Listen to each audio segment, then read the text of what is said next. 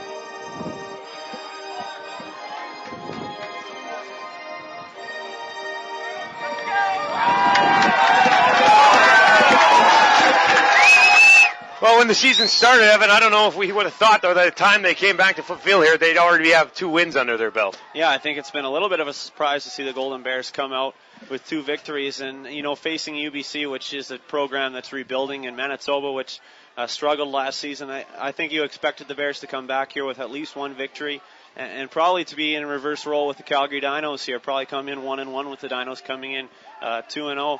Obviously, they had a tough matchup in the opener against the Saskatchewan Huskies, but I think if you were to ask all the fans here and the media types which team would be 2-0 and in first place after 2 weeks of the Canada West season, it would be the Calgary Dinos and not the Golden Bears. So it's been a surprising and a good start for the Golden Bears so far to this season, and it'll be interesting if they can prove themselves today against one of the best teams in the nation, the number 4 ranked Calgary Dinos, who have struggled thus far.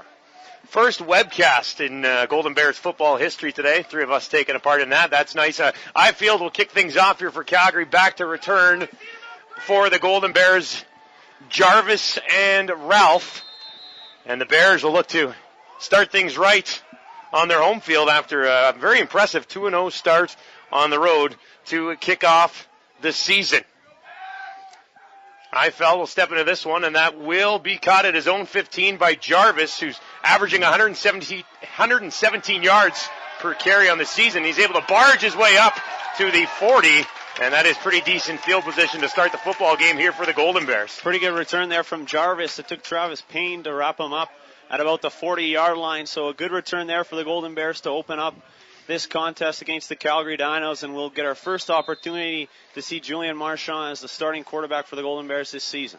Expecting big things from him after the way he played in the first 2 opening games? Absolutely, expecting a lot of Julian Marchand. He's going to be the key to the Bears' offense all season long.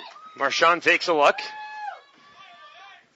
Jarvis in behind him. He'll come from the shotgun at his own 35. Marchand will throw this one up. Nobody there, and almost picked off. And not the best way to start the ball game there for Julian Marchand, and he threw that one up, and nobody was home down the near sideline here. Yeah, some miscommunication there on the Bears' offense as we see Marchand going to the sideline and talking to offensive coordinator Jeff Stead about that one, and you saw Marchand point to himself after that play. Wyatt Getty for Calgary, the closest player to that football at about the 40-yard line of the Calgary Dinos and just outside his fingertips, but not a very good play there by Julian Marchand, some miscommunication early. 2nd and 10 for the Golden Bears from their own 40. Marchand in a shotgun again. Jarvis in behind him.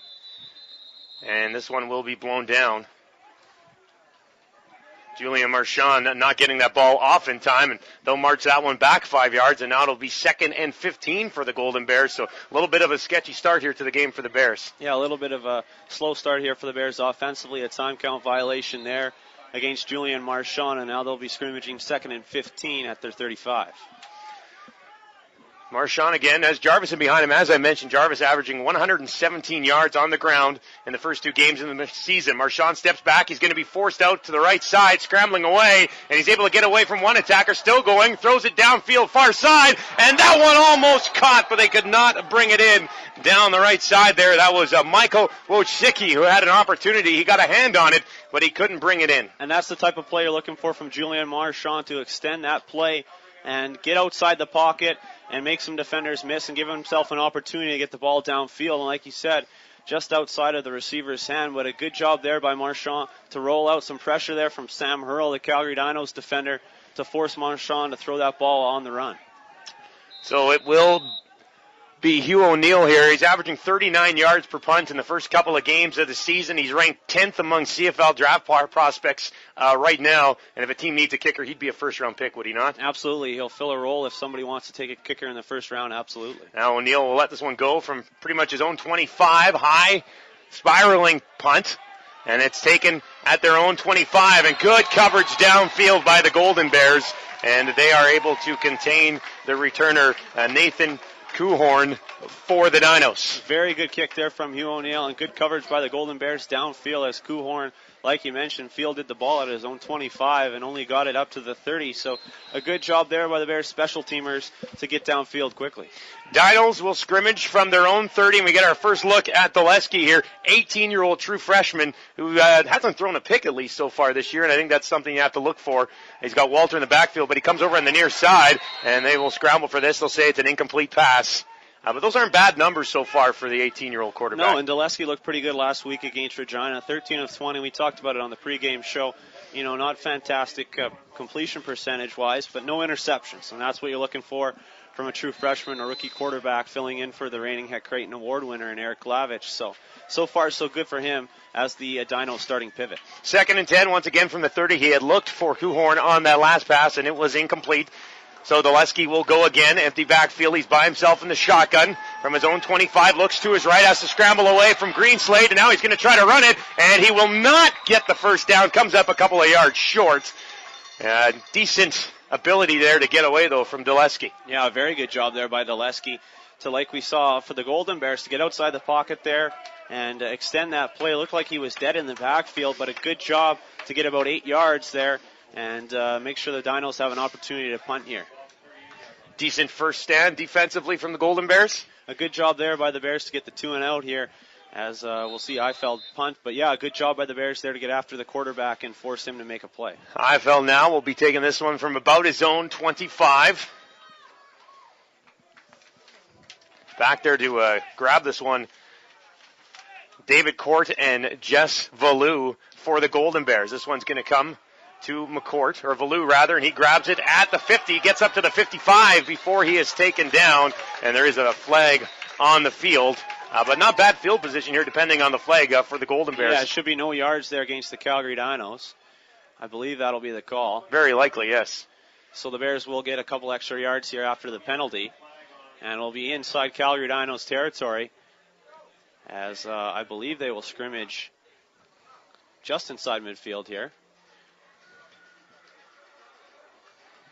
They'll get it on the 54 of the Dinos. Marchand coming out looking for a better effort and execution than they had in the first possession of the ball game for the Golden Bears. Jarvis in behind him. He's got Riley Richardson to the near sideline. Looked for Richardson on the first play of the game, but he wasn't there. Now Marchand in the shotgun. He'll throw it to Jarvis. Jarvis right into the line of scrimmage and may even have lost a yard on that play. So that's the first look for Matt Jarvis so far in this football game. Yeah, nowhere for Jarvis to go on that play, and will be a loss of 1 yard for the Bears running back. And a good job there by the Calgary Dinos, Travis Payne, to penetrate the offensive line there and get all over Jarvis, who goes down. As we'll see one of the athletic trainers run out there and tend to the Golden Bear running back, and he's been very good for the Bears so far. He had a breakout week last week against the Manitoba Bisons. Did a very good job for the Bears on the ground and really shredded the Bisons up, and was the reason the Bears ran out to such a big win in that game in Winnipeg. Blaine Bartoli will come in as Jarvis will head off the field. Bartoli so far on the season, he's got 8 carries for 16 yards, averaging 2 yards a carry. Numbers nowhere near Jarvis But we'll see what he can do here in behind Marchand, who will be going 2nd and 11 from the 55-yard line.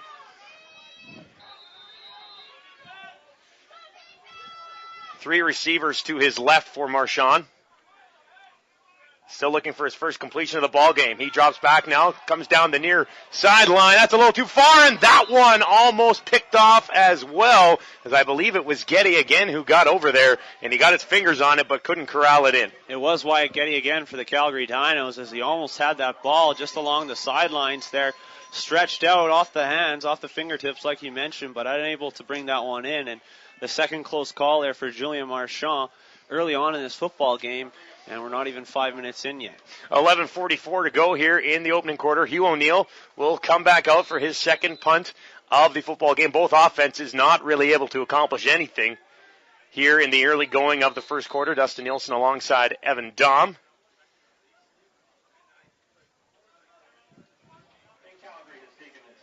Calgary calling a timeout here. O'Neill last year, you talked about it, before we went on the air and a little bit in the pregame show with Doug McLean. O'Neill last year was this team's best player. Good thing or bad thing when your best player is a kicker? Never a good thing when your kicker is your best player. And Hugh O'Neill was dominant for the Golden Bears kicking the ball, but I think you'd rather have a dominant player on the defensive or offensive side of the ball. Not to say there weren't bright spots for the Golden Bears last season. Jason Etherington obviously had a very good year defensively with 8 interceptions for the Bears. But overall, as far as the most consistent player for the Bears last season, it was Hugh O'Neill and his punting and field goal, as he's obviously a big-time prospect in the CFL ranks inside the top 10 as far as that goes. On the sidelines, the staff continues to work on Matt Jarvis. He was on the table, and now they're working with him. So we'll see if he's able to return to this football game. It will be Hugh O'Neill from his own 40. And he'll be looking to pin the Dinos deep here. Takes the snap, bobbles it. Now he's going to have to hurry. He'll have to make a play out of this.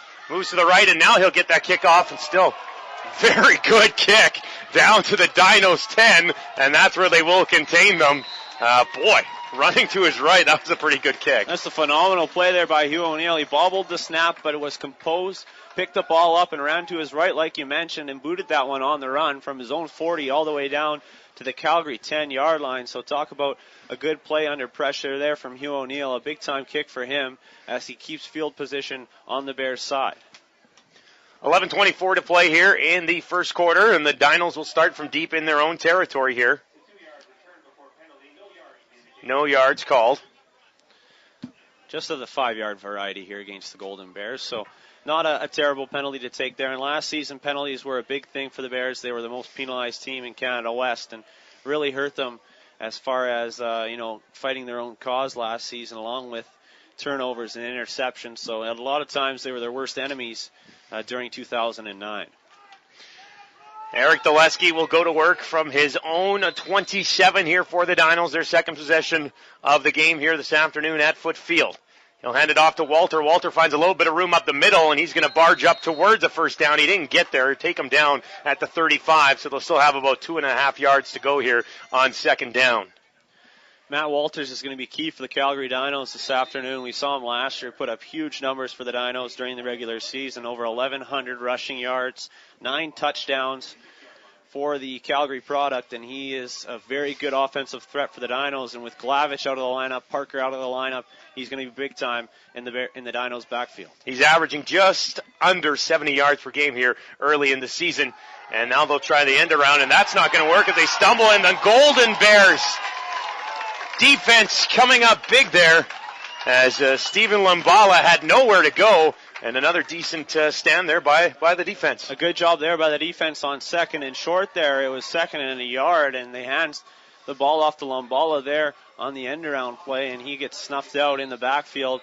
And a loss of about 5 yards on that one for the Dinos, and it'll force a punting situation here as we see the second 2-and-out of the afternoon for the Dinos, as we're still looking for our first down of this contest for either side. That's surprising to you right now that we haven't seen a first down, first 5 minutes of football game? A little bit surprising. I think both offenses have looked a little bit out of sync. I don't really like that play call on second and short there to hand the ball off that deep in the backfield, but a little bit surprising we haven't seen a first down yet from either side in 4 opportunities combined. Highfield will let this one go from about his own 20. Valou back around his 40 with David Court back there as well. First punt of the game, we saw Valou gain about 5 yards on the return. And now this one, not a very good punt. It takes a little bit of a bounce, and Court will grab it. Now David Court to the 55, up to the 50, and he's taken down.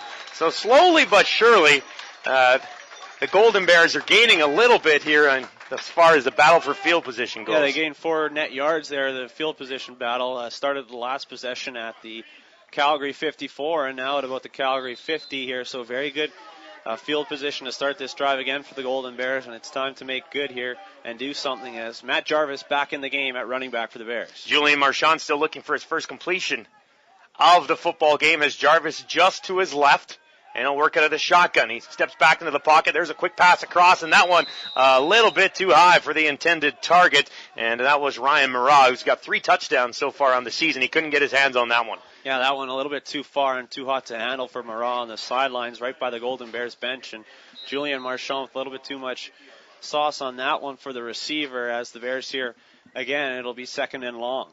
We are scoreless just past the 5-minute mark of the first quarter of the ball game. He's Evan Dahm. I'm Dustin Nielsen. Julian Marchand in shotgun once again with Matt Jarvis in behind him this time. And he'll take it at the 55, and that one will be blown down.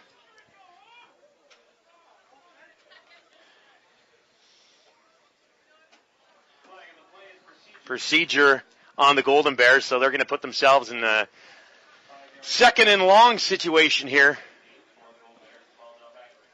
2nd and 15 from the 55. Still expecting something from some of these offenses here. We saw a little bit of sloppy play early on here, and that procedure call indicative of that from the Golden Bears is, again, another second and long situation. Now Marchand from the shotgun. Last time we were in second and long, he had to scramble out to his right. This time he sits back in the pocket. Thought about making a move. Now he does. He's got a little bit of field on the right side. He'll get to midfield. Now the 50 towards the 45 before he is taken down. But he will be quite a bit short here of the first down.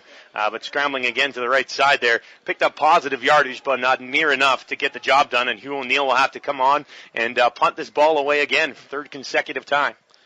Yeah, and Julian Marchand there had quite a bit of time in the pocket, but good coverage downfield by the Calgary Dinos secondary. And forced Marchand there to roll out of the pocket to his right. Good pressure from the defensive end, Kelly Temple from Calgary, to get out there and force Marchand to run that ball, and not close to a first down, but he gets past the original line of scrimmage. O'Neill will let this one fly from about midfield. Kuhorn back in his own end zone to retrieve this punt.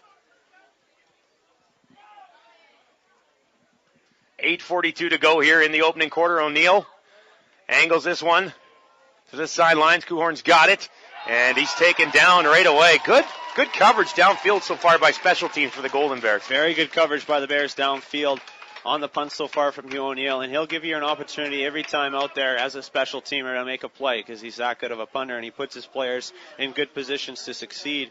And a good job there by the Golden Bears to swarm Kuhorn inside his 10-yard line, and again a tough field position start for the Dinos as Dulesky out there trying to get our first down of this contest. Dulesky from his own 9-yard line with Walter in the backfield, 3 receivers far side of the field. And he goes to Walter. Walter right up the middle, and he is stopped there. Kevin Chafe, I believe, with the tackle. Just a single yard there for the Calgary Dinos. Matt Walter, as you mentioned, Jay, with a good job to get in there and stuff out that run and not let the Dinos get anything on first down, really. 2nd and 9 from their own 10-yard line here for the Dinos. Their offense, much like the Golden Bears, hasn't really had an opportunity to get much going so far in the football game here this afternoon. Now they'll try to come near side of the field. That pass is completed, but not near enough for the first down. They're going to be shy by a couple of yards. And now the Dinos will be in a punting situation once again. Big time pressure there on the blitz by Jean-Marc Jones off the edge, and he was in Dulesky's face, able to get that football away, but it won't be enough for a first down. So a good defensive stand by the Golden Bears as they brought some pressure there. And Dulesky, like I mentioned, give him credit for standing in there and making a solid play on the completion, but still not enough. It'll be about 3rd and 1, and they will punt the ball away from deep inside their own territory. And it will be Court and Valou at about the Calgary 50, waiting to receive this punt. And Ifield has been backed up the entire day, and now he's pretty much right at his own 2-yard line. He's able to handle the snap cleanly, and he'll just go back and concede the safety. So a position battle will turn up some points here for the Golden Bears about midway through the first quarter of the football game. Yeah, they get 2 points off the field position there. As you mentioned, IFL just concedes that safety, and a smart move there by the Calgary Dinos, I think, to try and get the field position back at least even, or on their side at least. And Blake Nill, we should mention, not on the sidelines today for the Dinos. Suspended 1 game by Canada West after an interesting scenario at McMahon Stadium in the opening weekend when we saw the Saskatchewan Huskies come to town, and on a controversial hit on running back Anthony Woodson, Nill came out onto the field and started giving it to the Saskatchewan sideline and a couple of Saskatchewan players, and he was suspended this week by the conference and will not be here in Edmonton at this football game, serving out that 1-game suspension. Now the Golden Bears will go to work from their own 35. Here's Marchand. He goes to Jarvis. Jarvis broke 1 tackle, but the second guy was able to wrap him up, and he gets back to about the line of scrimmage, but then will be stopped there. Maybe he got a yard on the play.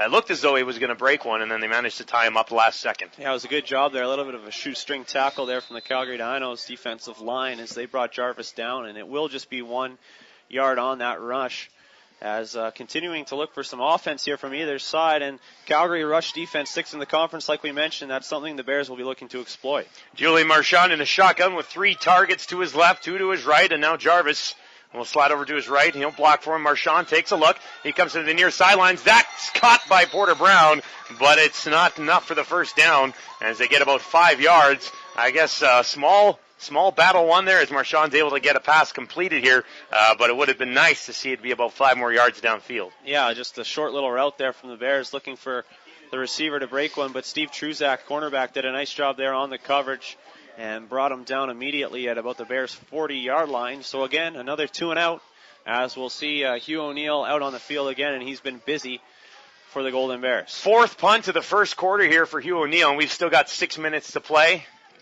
Golden Bears football, Dustin Nielsen alongside Evan Don. Doug McLean will have your halftime for you.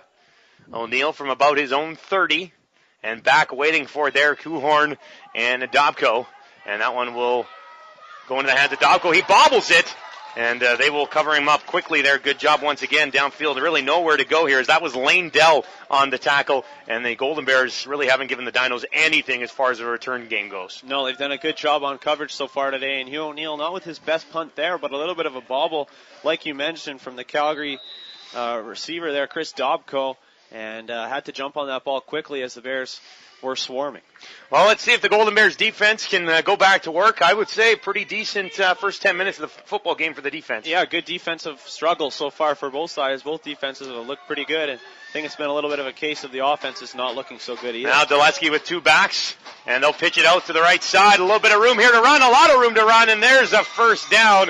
Finally in this ball game, it's Matt Walter. He picked up about 13 to 14 yards on the play. And a little bit of confusion for the Golden Bears defense. And they're luckily they shut down that hole because there's a lot of green space in front of them. There was a lot of room there for Matt Walters to run out the right side, and a nice little play call there from the Calgary Dinos.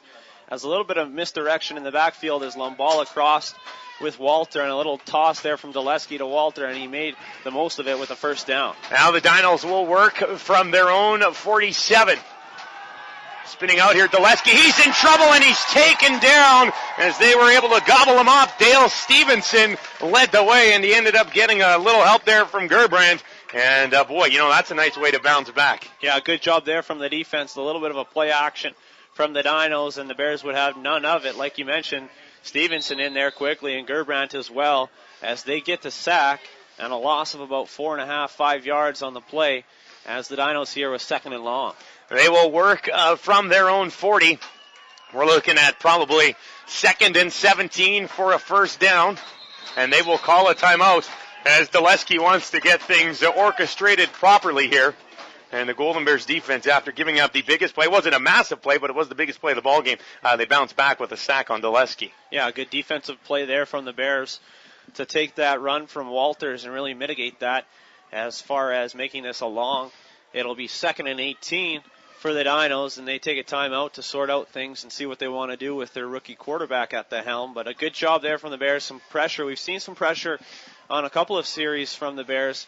We saw Jean-Marc Jones off the edge last time out for the Dinos, and good job by Dulesky there to avoid the sack, but that time he had really nowhere to go as the Bears had a couple of guys in the backfield all over the quarterback. 2nd and 18 from the 39 for Dulesky. And the Dinos, he's got 2 backs in behind him. Last time he did this, they pitched to the right side, and Walter ran for about 13 yards and a first down.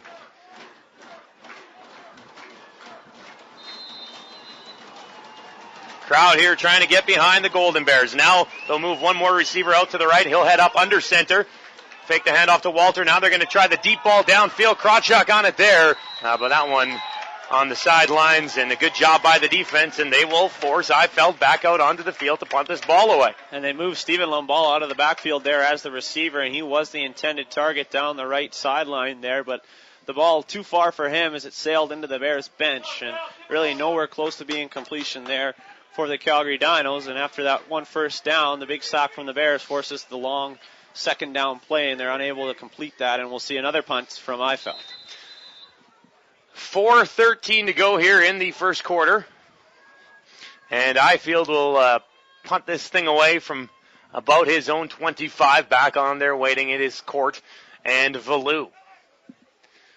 Clean snap, he's got it, and he'll boot it away from his own 30. That one's high, hanging up there in the wind, and it will be caught by Valou. Now he'll try to find a hole, finds a little bit of space. That's closed up quickly, and he is taken down at about the Golden Bears 48, and Julian Marchand will come out again, trying to get something going with the offense here. Jarvis and Marchand have had great starts to the season, but both of them have been contained so far here this afternoon. Yeah, neither guy has done a whole lot so far in this football game, and we've only seen one completion from Julian Marchand, and it was a short one on second down and nowhere near first down last time out for the Golden Bears. And we've seen Matt Jarvis with a number of carries, but really nothing doing so far and yet to break one. Defensive battle in the first quarter. It's 1st and 10 from their own 48 for the Bears. Here's Marchand. He's got Marat moving along the line. He'll go to Jarvis. Jarvis tries to get away from one tackle. He plows ahead and maybe a yard on the play. But really, Jarvis hasn't had too many holes to hit so far here this afternoon. No, there hasn't been a ton of holes for the Golden Bears running back, and he's a guy who doesn't have exceptional vision, but when you give him the opportunity and you give him those holes, he will break runs. He has good speed,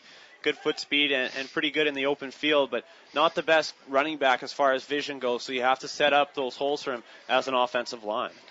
Now Marchand out of the shotgun again. He's got 3 receivers far right. Now they'll make a quick switch.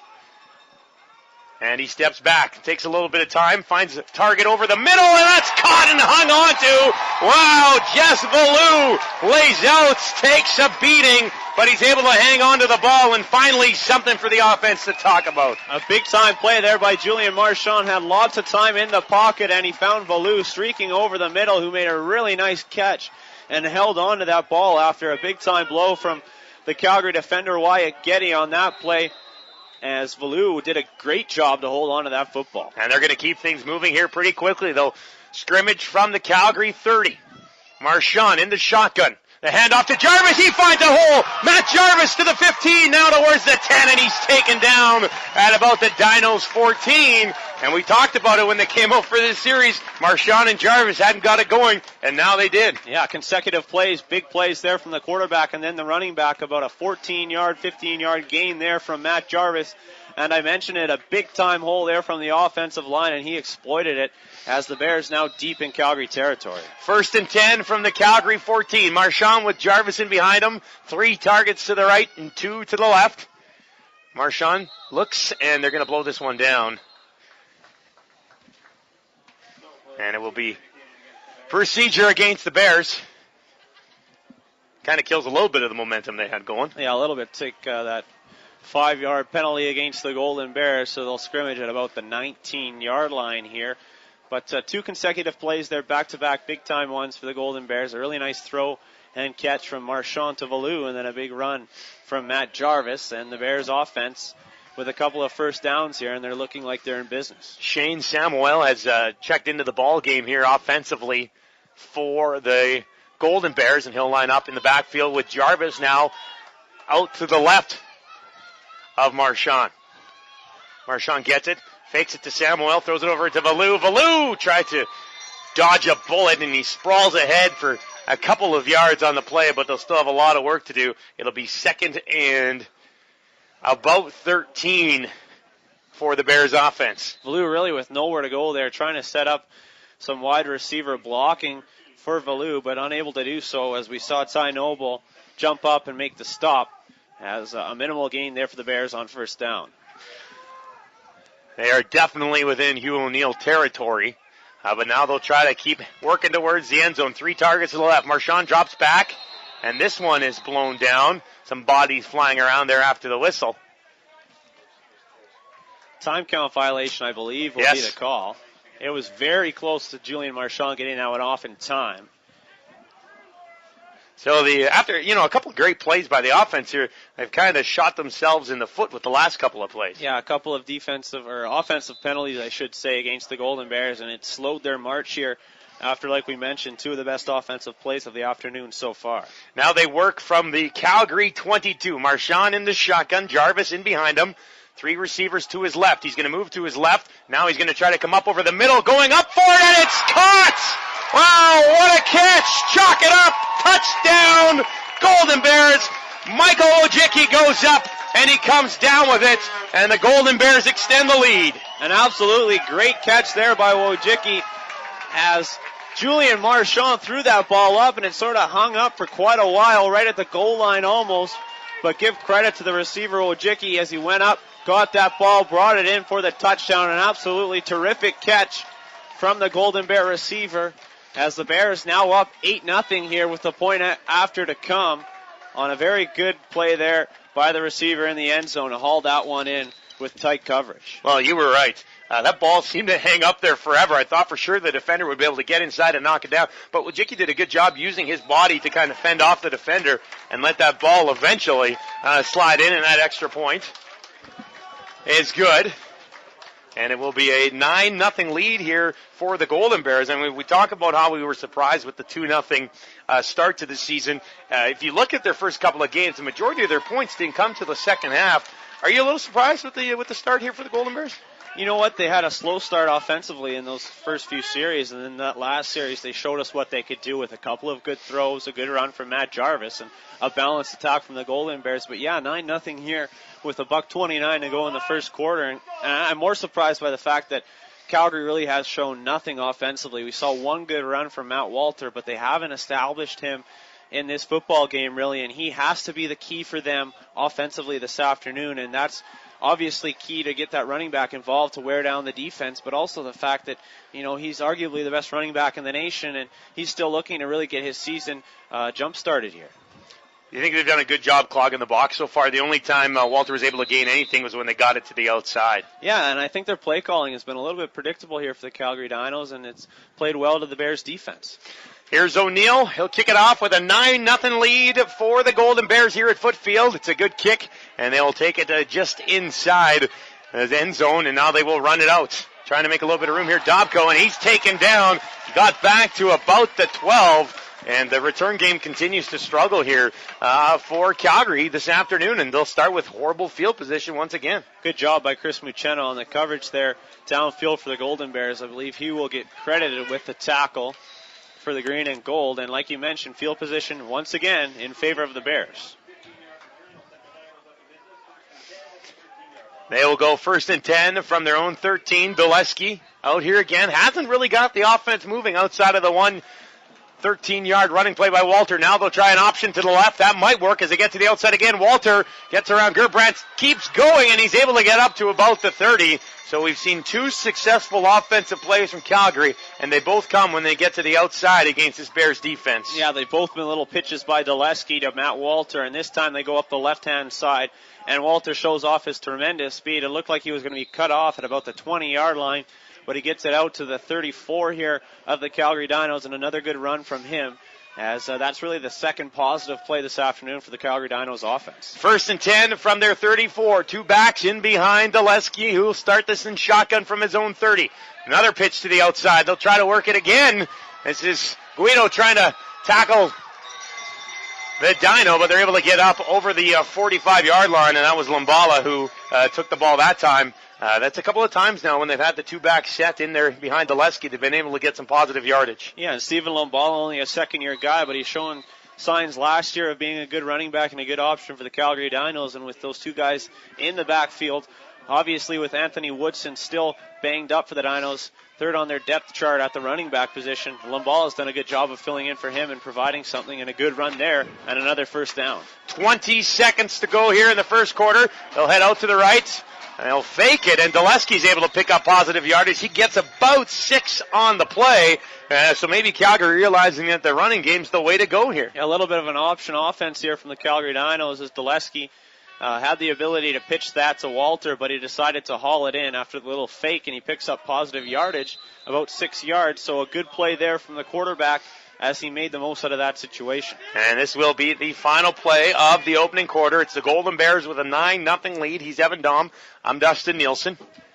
At halftime, Doug McLean will slide back in. He's your halftime, pregame, and postgame host this season here on Golden Bears football.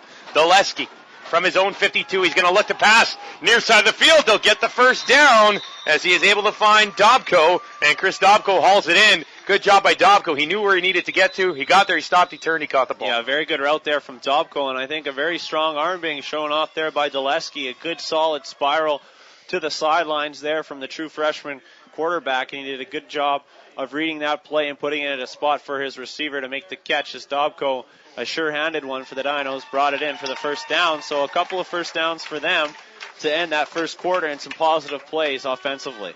If you're the Golden Bears right now, it probably isn't nice to see the Dinos marching a little bit. They started this drive pretty back deep in their own territory.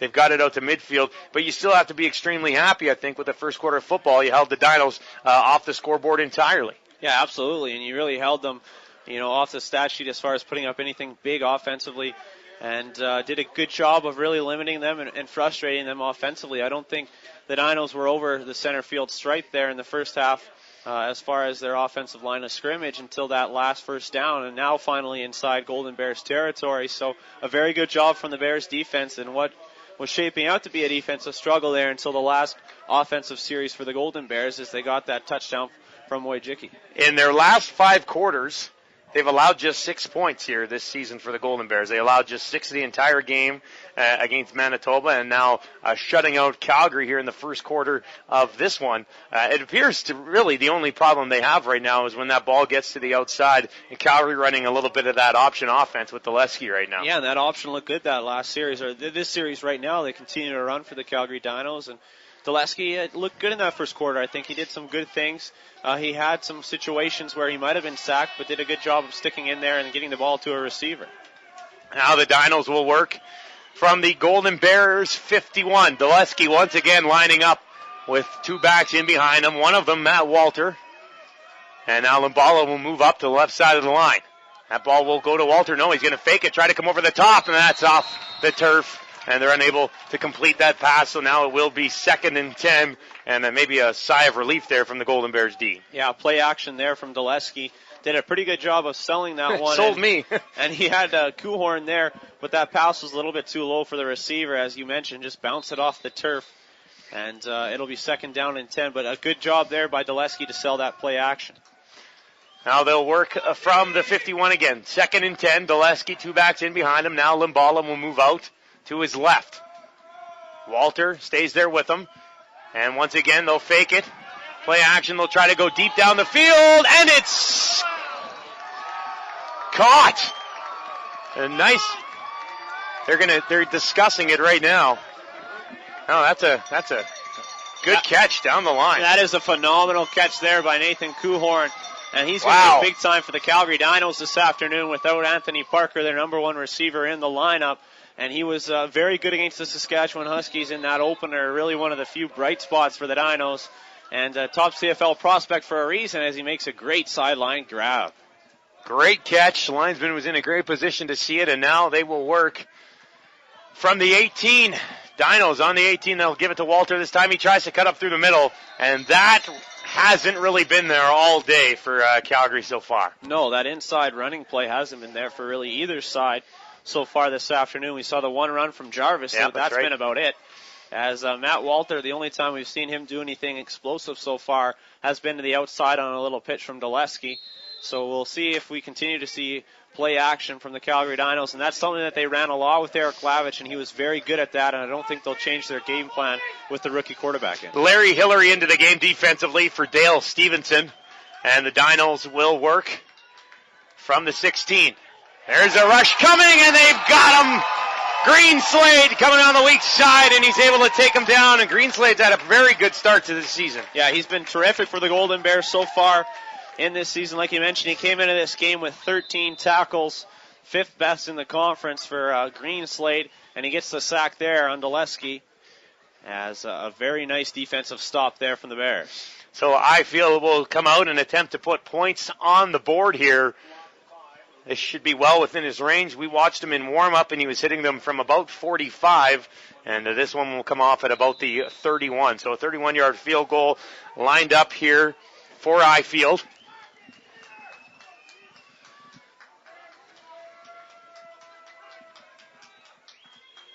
Wind shouldn't be much of a problem today. I wouldn't think. Ifield up with that one, and it is good. So the Dinos do get on the board, and we will have a 9-3 football game. And the Golden Bears offense will have an opportunity to go back to work. Should mention with that field goal, Eifel becomes the all-time leading scorer in UFC Dinos football history. 275 career points now. He needed only 3 points coming into this game to surpass Bruce Parsons as the all-time record leader. So Eifel now has that name in the history books, and it's all his. Nice record to have, eh? Yeah, it's a pretty good record as a field goal kicker to be the most prolific scorer in school history. So a good milestone there for the Calgary kicker.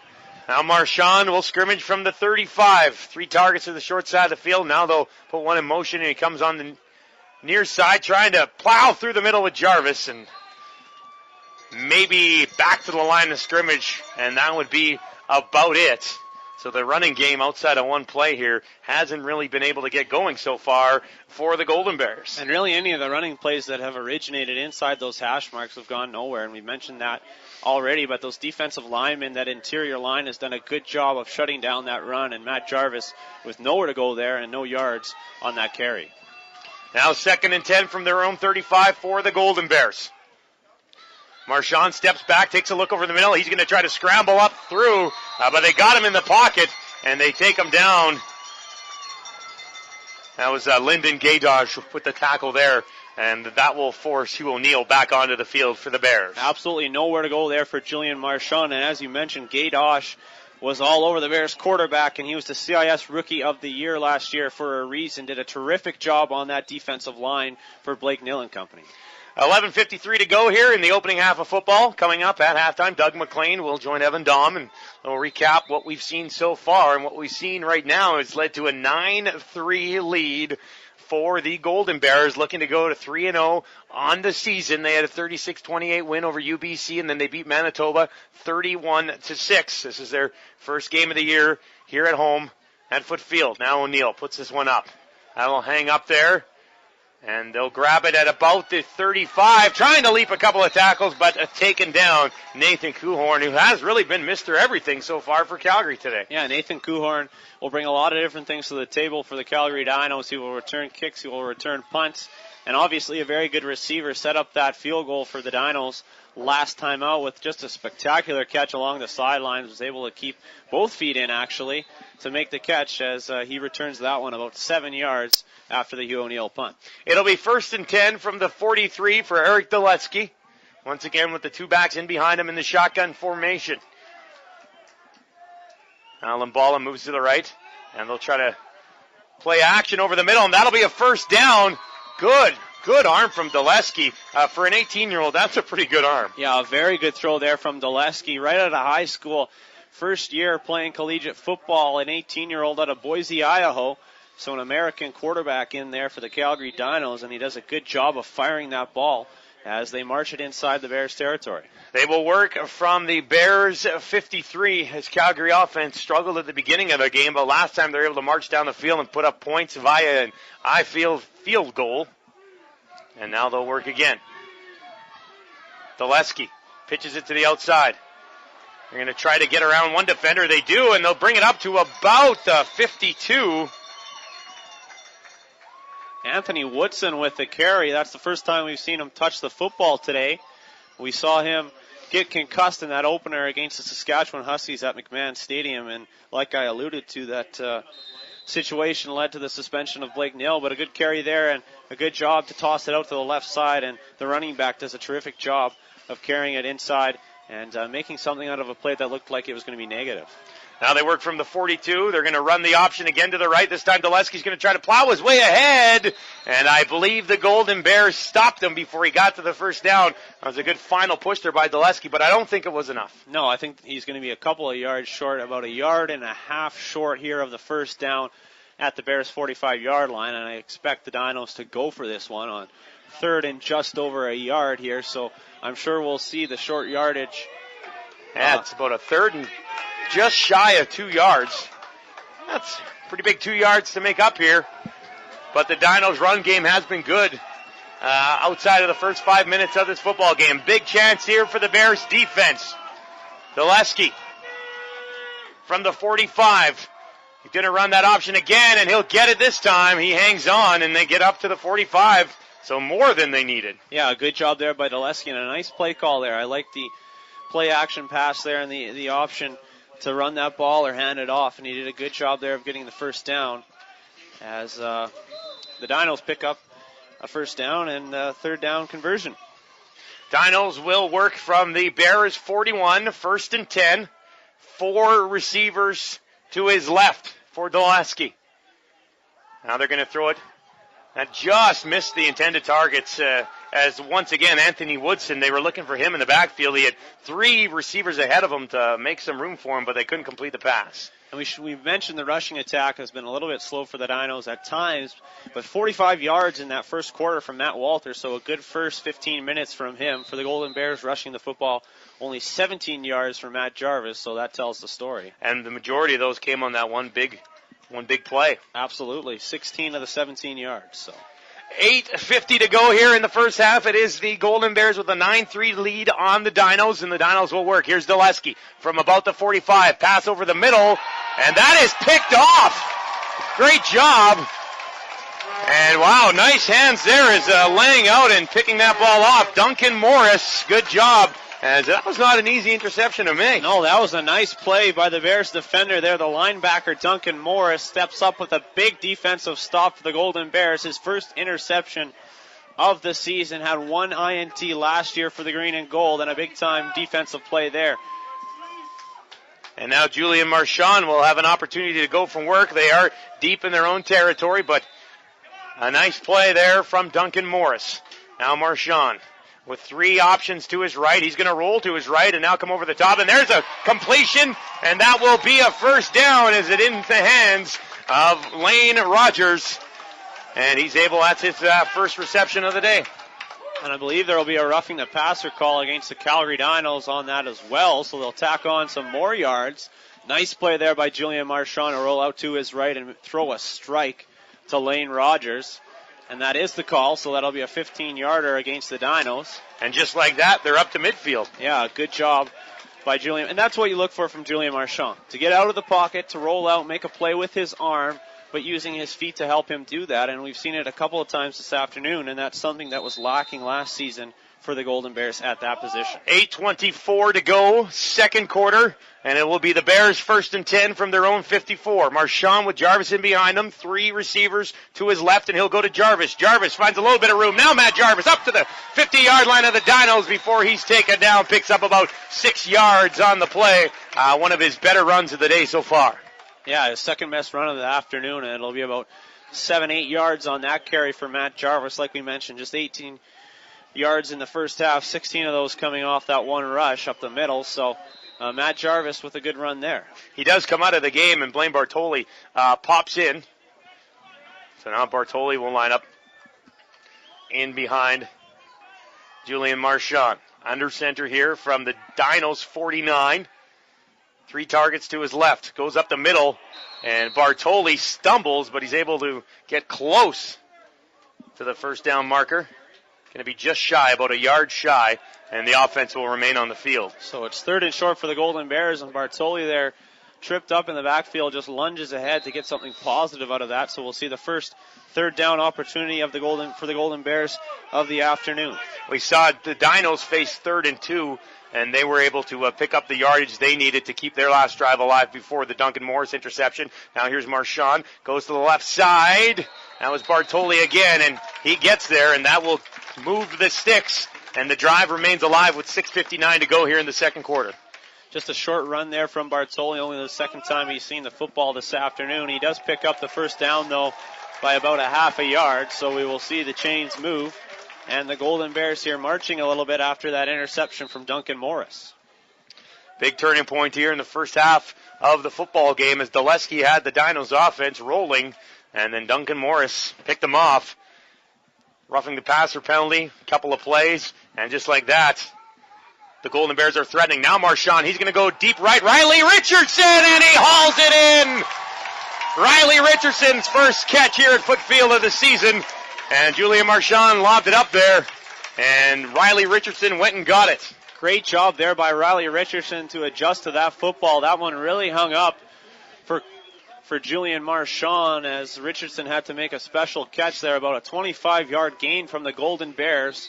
And that's the second time this afternoon we've seen a Bears receiver do a good job of adjusting to the football and making a big-time catch. The Bears have a 9-3 lead, and they will work here. 1st and 10 from the Dinos 20.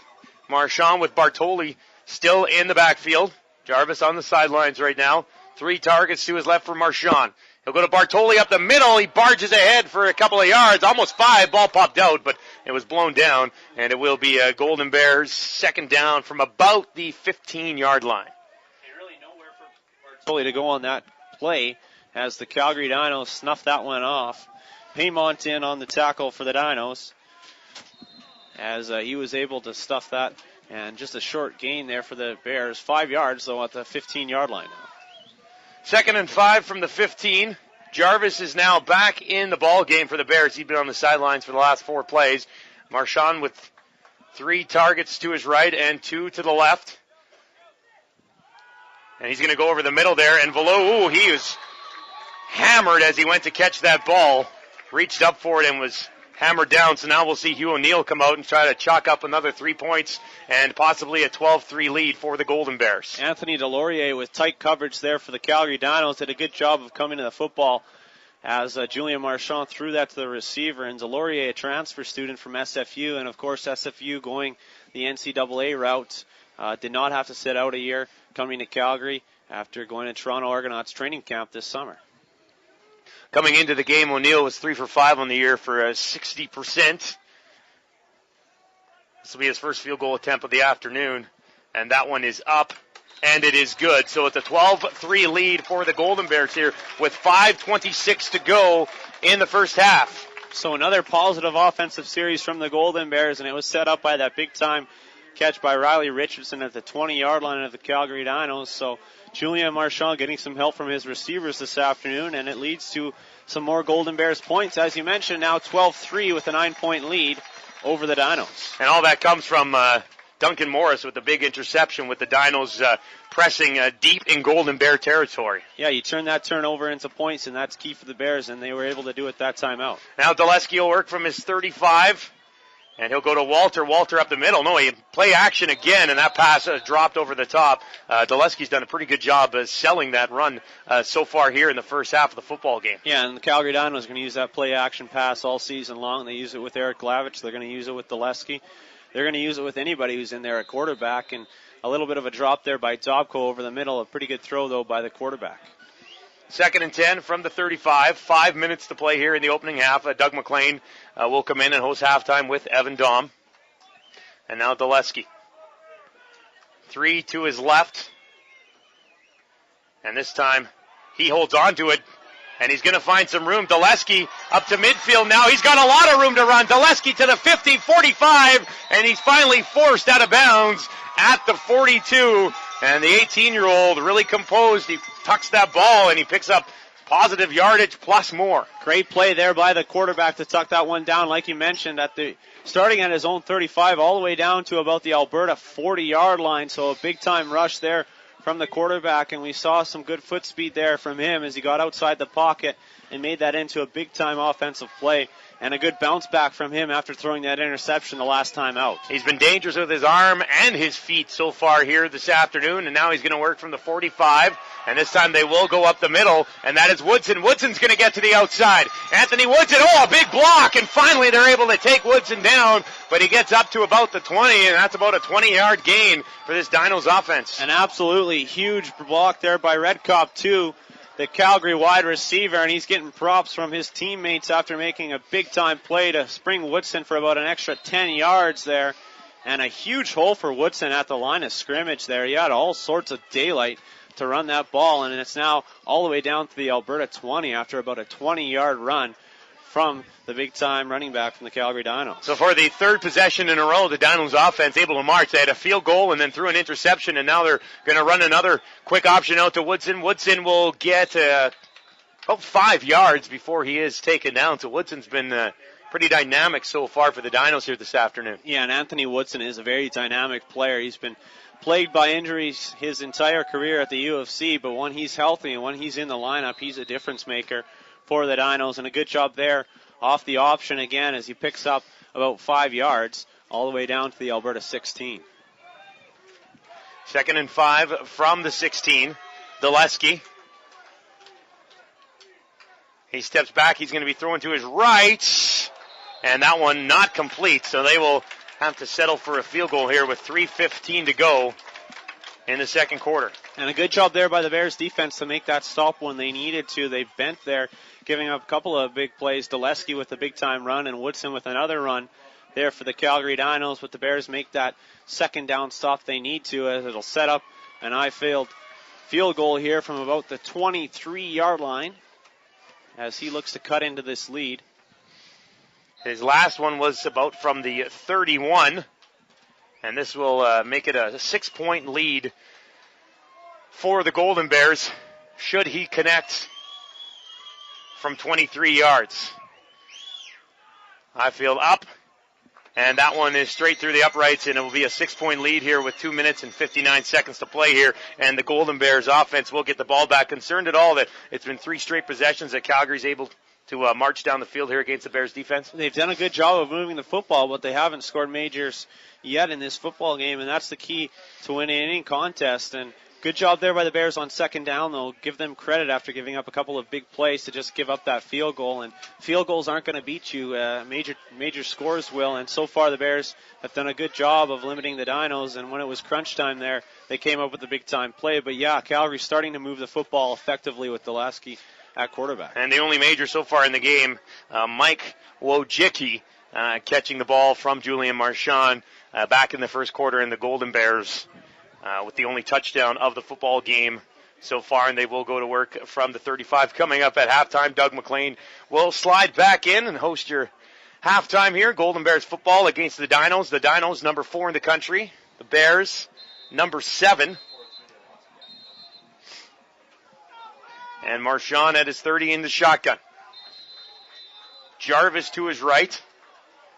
3 receivers to his left. And now Marat will move in and they'll hand it off. This is Jarvis. Jarvis with a little bit of room. Matt Jarvis, he's going to get the first down. And he gets up to about the 50. So Matt Jarvis finding some room to the outside, and really that's the only place any team's been able to run the ball so far today. It's been to the outside, no room in the box right now. Yeah, not a lot of room in the box. We've only seen a couple of good runs inside the hash marks this afternoon, and a good job by Jarvis to get to the outside and pick up the first down for the Golden Bears. About a 15-yard gain for the Bears running back in his third good run of this afternoon, but really those 3 runs have been all she wrote for him as far as rushing the ball. 2:43 to go before halftime. It's 1st and 10 from their own 50 for the Golden Bears. Marchand in the shotgun. Jarvis in behind him, and now they'll give the ball to Jarvis. He tries to go up the middle, keeps those legs moving, and picks up maybe 2 yards on the play, so it'll be about 2nd and 8. For the Golden Bears offense. Yeah, about 2 yards for Jarvis on that play. Paymont And Hurl in there for the Calgary Dinos with the tackle. And Hurl, we should mention, leads Canada West with 17 tackles coming into this weekend, and he was dynamic for the Dinos in the season opener against Saskatchewan. He had 10 tackles in that contest. Now from their own 52, Marchand with a couple of big completions so far here, one to Richardson. We saw that come down the near sideline. Now he's in trouble. He scrambles away from one tackler. 3, 4 more come in, and they are able to gobble him up. Nowhere to go as Paymont put on the finishing touches, and now Hugh O'Neill will have to come out and punt this ball away with 2 minutes and 11 seconds to go here in the second quarter. Travis Payne with the initial pressure in the Alberta backfield there, and like you mentioned, Paymont just sort of cleans up the scraps there and takes Marchand down to the turf, and it'll force a punt on the sack from the Calgary Dinos, and a good defensive stand from them, and they've rounded into form here in this second quarter. Back awaiting the punt, Chris Dobko and Nathan Kuhorn. Kuhorn's had a pretty good first half so far here for the Dinos. O'Neill will kick this one away from about his own 35. And that one, not the best punt we've seen from Hugh O'Neill. And they'll grab it and take it out of bounds at about the 45. So not bad field position here for the Dinos, depending on what the flags were on the far side of the field. Yeah, flags flying right in front of the Calgary bench there, as not a great punt there from Hugh O'Neill, end over end.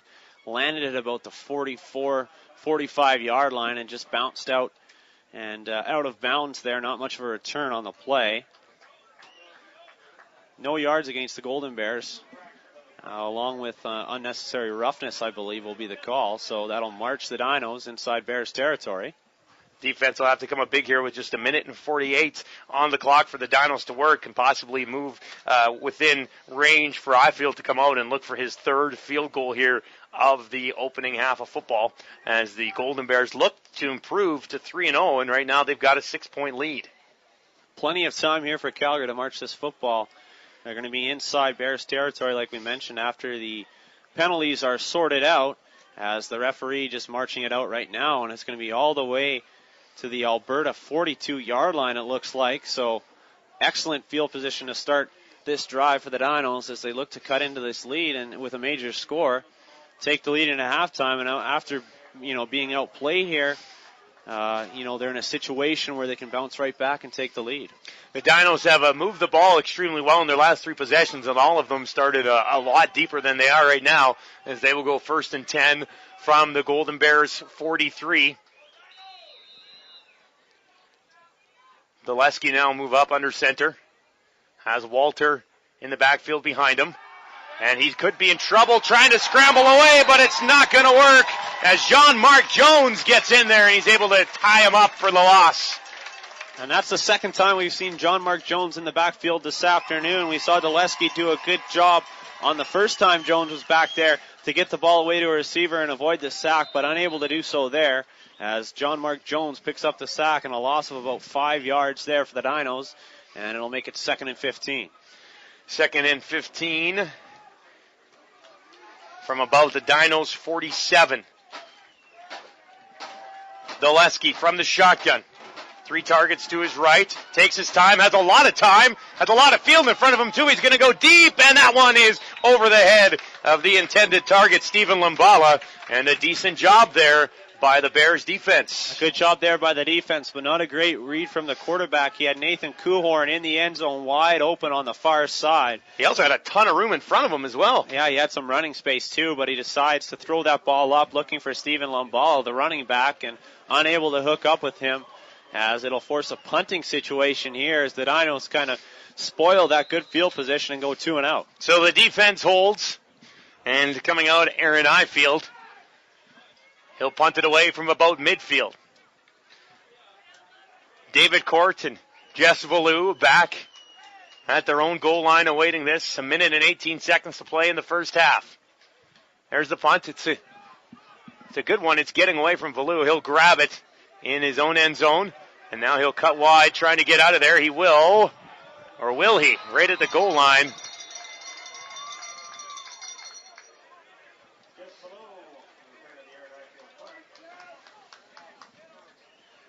Good battle there right at the goal line for Jess Valou. Calgary will or the Bears, I should say, will scrimmage from their 20-yard line, though, after that punt sailed into the end zone. And, of course, you're allowed the opportunity in CIS football to return that out. So the Bears, Jess Valou, took that and just got it outside the end zone, but it'll be at the 20-yard line after they move it up. Well, the minute and 6 to march, where do they have to get to be in Hugh O'Neill range here?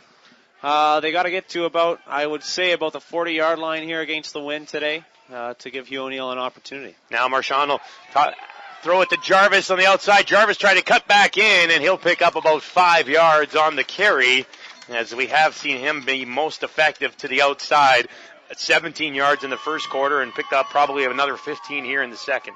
Yeah, a steady performance from Matt Jarvis. Nothing exceptional, nothing eye-popping, but he's been responsible with the football and hasn't coughed it up yet this afternoon, and that'll be big for them. Obviously, turnovers have not factored into this yet for the Bears. 2nd and 4 from their own 26. Clock ticking down. About 40 seconds left to go here in the first half. Marchand up the middle again to Jarvis. He tried to spin away, and he gains a couple of yards, but they will be short with about 38 seconds left to go in the half, and Hugh O'Neill will be called upon once again. Yeah, so we'll see Hugh O'Neill after his last punt, which was a little bit of an up-and-down end-to-ender that got just to about the 45-yard line of the Calgary Dinos, and we'll see Chris Dobko out there at about his 45 to return this punt, and if he gets a good return off here, it'll set up a possibility to maybe get this into Eifeld range with the wind at his back as well late in this first half.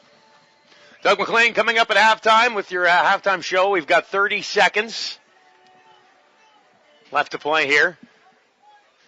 O'Neill looking to improve on his last punt, the last one end over end, and didn't get near as far as he's been averaging on the year, which is 39 yards. Now O'Neill, he'll get under this one, and that one will hang up there. That's a good punt, and they'll take it. Stobko at about the 45, tries to find a hole, puts his head down, and he is tackled there. So 8.9 seconds to play here in the first half, and the Dinos offense marches back onto the field one more time. They trail by 6.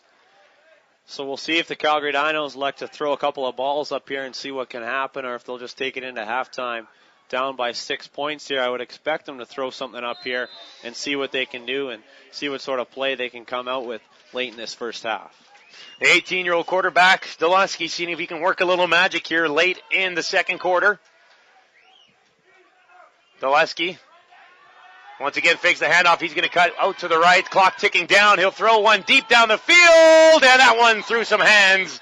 An incomplete pass. They had an opportunity to maybe go up there and pick that ball off. Jay Hetherington was right in the mix. He had 8 interceptions last year, but it didn't matter. As long as that one got knocked down, there's only a second left to play here. Nathan Kuhorn, the intended receiver there for the Calgary Dinos, and it would have been interesting if he would have hauled that one in. They would have set up a field goal opportunity, but just outside of his fingertips, like you mentioned, double coverage. Hetherington in there on the coverage, and good job there by the Bears to sniff that one out. 2nd and 10 from their own 49 for the Dinos. And they will just kneel down, and that will do it for the first half of football here at Foot Field. The Golden Bears looking to improve to 3-0 on the season, and they head into the room at halftime.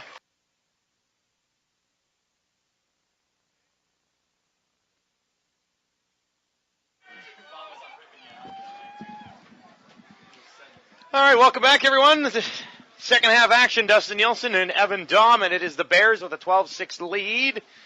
And they will get the ball here to start the third quarter. They got Valou back there along with Ralph. And Ifield will kick it off. Bears, 6-point cushion here.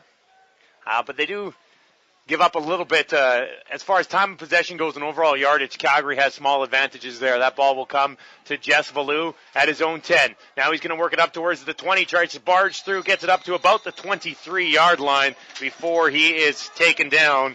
And Julian Marchand will head back out onto the field for the Golden Bears.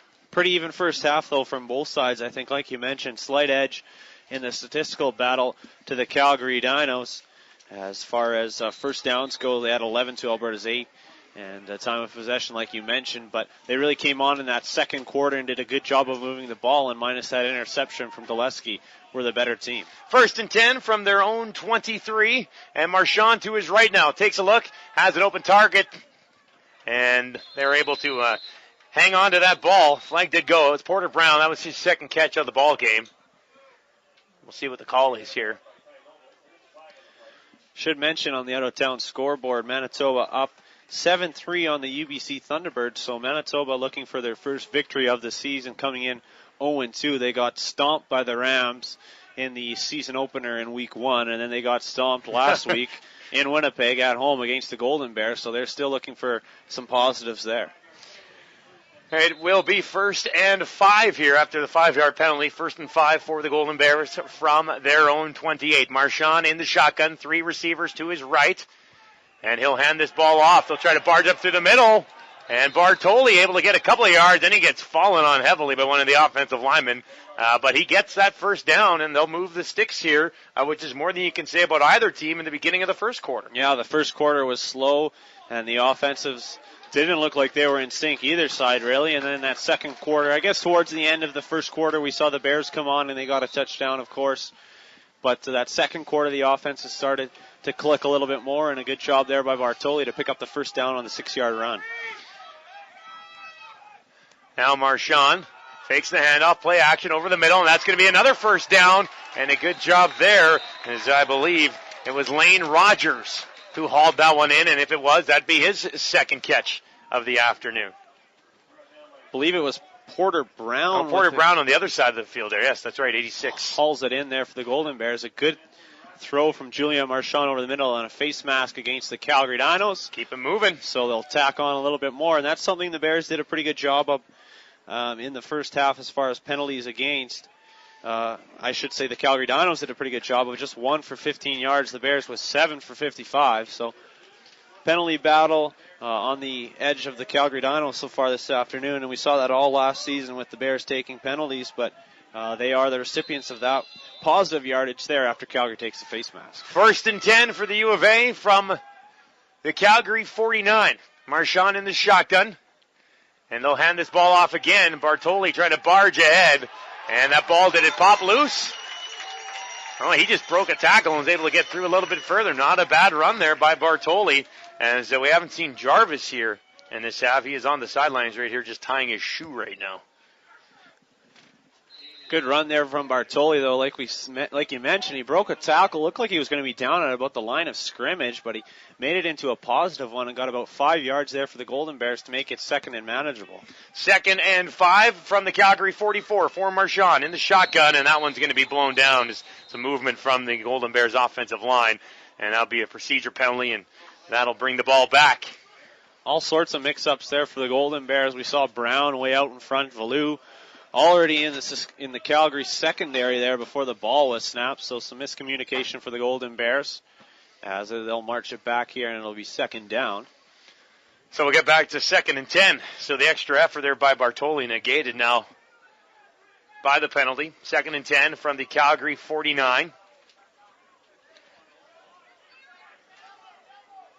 Porter Brown with a couple of catches here so far in the third quarter. Now Marchand steps back, goes deep down the left side, and there's the flag. It does come as Riley Richardson was looking for it on the far side of the field, and he tried to turn around, but he was interfered with. Steve Truzak on the coverage there for the Calgary Dinos, and he will get hit with that pass interference call as he was all over that one. You mentioned it. Calgary, I believe, took 1 penalty in the first half of the football game, and now 3 is essentially marched the Golden Bears down the field. No, waving it off now. A little bit of a conference there after the play, and like you mentioned, no flag, so that'll be that for the Golden Bears. That was 2nd down, so it'll bring out Hugh O'Neill and the punting unit. And O'Neill will come out and try to pin Calgary deep. He managed to do that pretty good in the first quarter of the ball game as Calgary had poor field position to start their first 3 drives, and then they got a little more comfortable later on in that first half, and they started to march the ball pretty comfortably. What did you think of that call? picking up the flag. I think they were saying that one was uncatchable. I believe that's what they were ruling. I'm not sure there. Looked like pass interference to me. Got in the way and cut off the path of the football there. Steve Truzak did for the Calgary Dinos. So disappointing there for the Bears, but Hugh O'Neill now out to punt. He will punt it away from about his own 50. He had 7 punts in the first half of the ball game.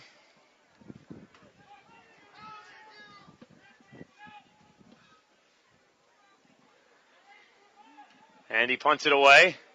That will be caught at about the 10-yard line for the Dinos, and nowhere to go as once again the Golden Bears, good job all afternoon of getting downfield in a hurry, and Calgary's return game has been non-existent for the most part. Yeah, another good job there from the Golden Bears of getting some good coverage downfield. Johansson down and makes the tackle almost exactly where Dobko picked that football off after Hugh O'Neill punted it down. So good job again downfield by the special teams unit as they pin Calgary deep, scrimmaging inside their own 10-yard line. Now Dulesky will go to work from his own 9. 1st and 10 for the Dinos. And he fakes the handoff. That pass was gunned in there, but a little behind the receiver, and it will be 2nd and 10. Dulesky, pretty good arm for a true freshman quarterback here for the Dinos. Yeah, he's shown that off a number of times this afternoon, trying to fire those balls into some tight windows, but unable to hook up there on that pass. But he's shown glimpses of being a good quarterback for the Calgary Dinos and a guy who appears to have a lot of raw talent. Getting an opportunity right now with Glavich out of the lineup, and they'll go from their own 9. 2nd and 10. And this time they will hand it off right up the middle to get a couple of yards, but not near enough for the first down. And Ifield will be forced back out onto the field to punt this one away. So the Golden Bears should get exceptional field position here with Ifield going to be punting either from just inside his end zone, or it'll be interesting to see if they can see the safety like they did in the first half. Maybe give up a couple of points again. This is eerily similar to the way the first quarter of the football game started. And if he does, it would be a 14-6 lead for the Bears. I think at this stage in the football game, you give up the points and you take the field position if you're the Calgary Dinos, so we'll see if that's what they do here. Court and Valou, just in case, are about midfield, awaiting this punt. Should Ifield decide to boot it away? And no. He will give up the 2 points. So he can chalk up a couple more points. That's a couple of safeties so far in this game for the Golden Bears, and they've got a 14-6 lead here with 11:33 to go, and that pushes the lead to 8 points at this point in the football game. Yeah, so still a one-possession game for the Calgary Dinos as well, so a pretty easy call there from them to concede that safety and push the Bears back and make them start inside their own territory. They would have had excellent field position, probably at about the Calgary 45-40, depending on the return, but we will see the Golden Bears offense out there again after a good defensive stand by the Golden Bears as the Dinos went 2-and-out there. The defense comes up pretty big. The offense last time getting a lot of help. Calgary undisciplined last time down the field with a couple of penalties. Almost a third penalty as well, but they picked up the flag on the pass interference call. And now this ball will be booted away by Calgary. Looks like a good crowd here at Footfield this afternoon for the celebration of the centenary here for the Golden Bears football squad. The entire west side here at Footfield is packed, like you mentioned, and the east side there, a number of fans taking in this football game. A chilly one here in Edmonton today, about 7 or 8 degrees with a wind out of the south, but not a bad day for a football game. Jess Valou and Randon Ralph back awaiting the kick. And Jess Valou will pick this one up at his 10. He's got a little bit of room. He'll get to the 15, now to the 20, trying to find a hole. And he's able to get through to about the 27-yard line. So Julian Marchand will come out, and they'll start this a little bit better than they started their first possession of the second half. 14-6 lead for the Golden Bears. Yeah, not a bad return there from Jess Valou, too. About a 17-yard pickup from him after the kick from Eifeld, after the safety. So the Bears will scrimmage just shy of their own 30-yard line here. And Julian Marchand comes in to quarterback the Bears, of course, and Matt Jarvis back in at running back for the green and gold. Marchand over 100 yards on the day. He was just shy of 100 yards in the first half, and he's picked those yards up here to start the third quarter. Under center, he'll step back, drops it off, And maybe a yard on the play up the middle by Jarvis. Not much there for Matt Jarvis on the inside there, and like you mentioned, he had just shy of 50 yards in the first half, so a solid first 30 minutes for him. Wasn't really anything spectacular from the running back position, but did a solid job averaging 4.9 yards per carry, and nothing doing there, though, after just 1 yard. He's Evan Dom. I'm Dustin Nielsen. It's a 14-6 Golden Bears lead, and they'll go 2nd and 9 from their own 29. Marchand now back in the pocket, throws it across, has a target. That's Marat trying to break a tackle, still fighting, and they finally corral him and take him down. Or it was Lane Rogers, rather.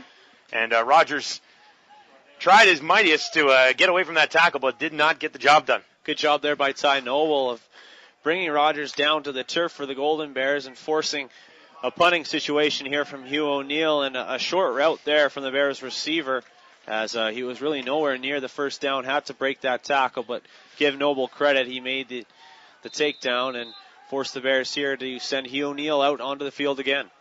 O'Neill out for his 9th punt of the afternoon.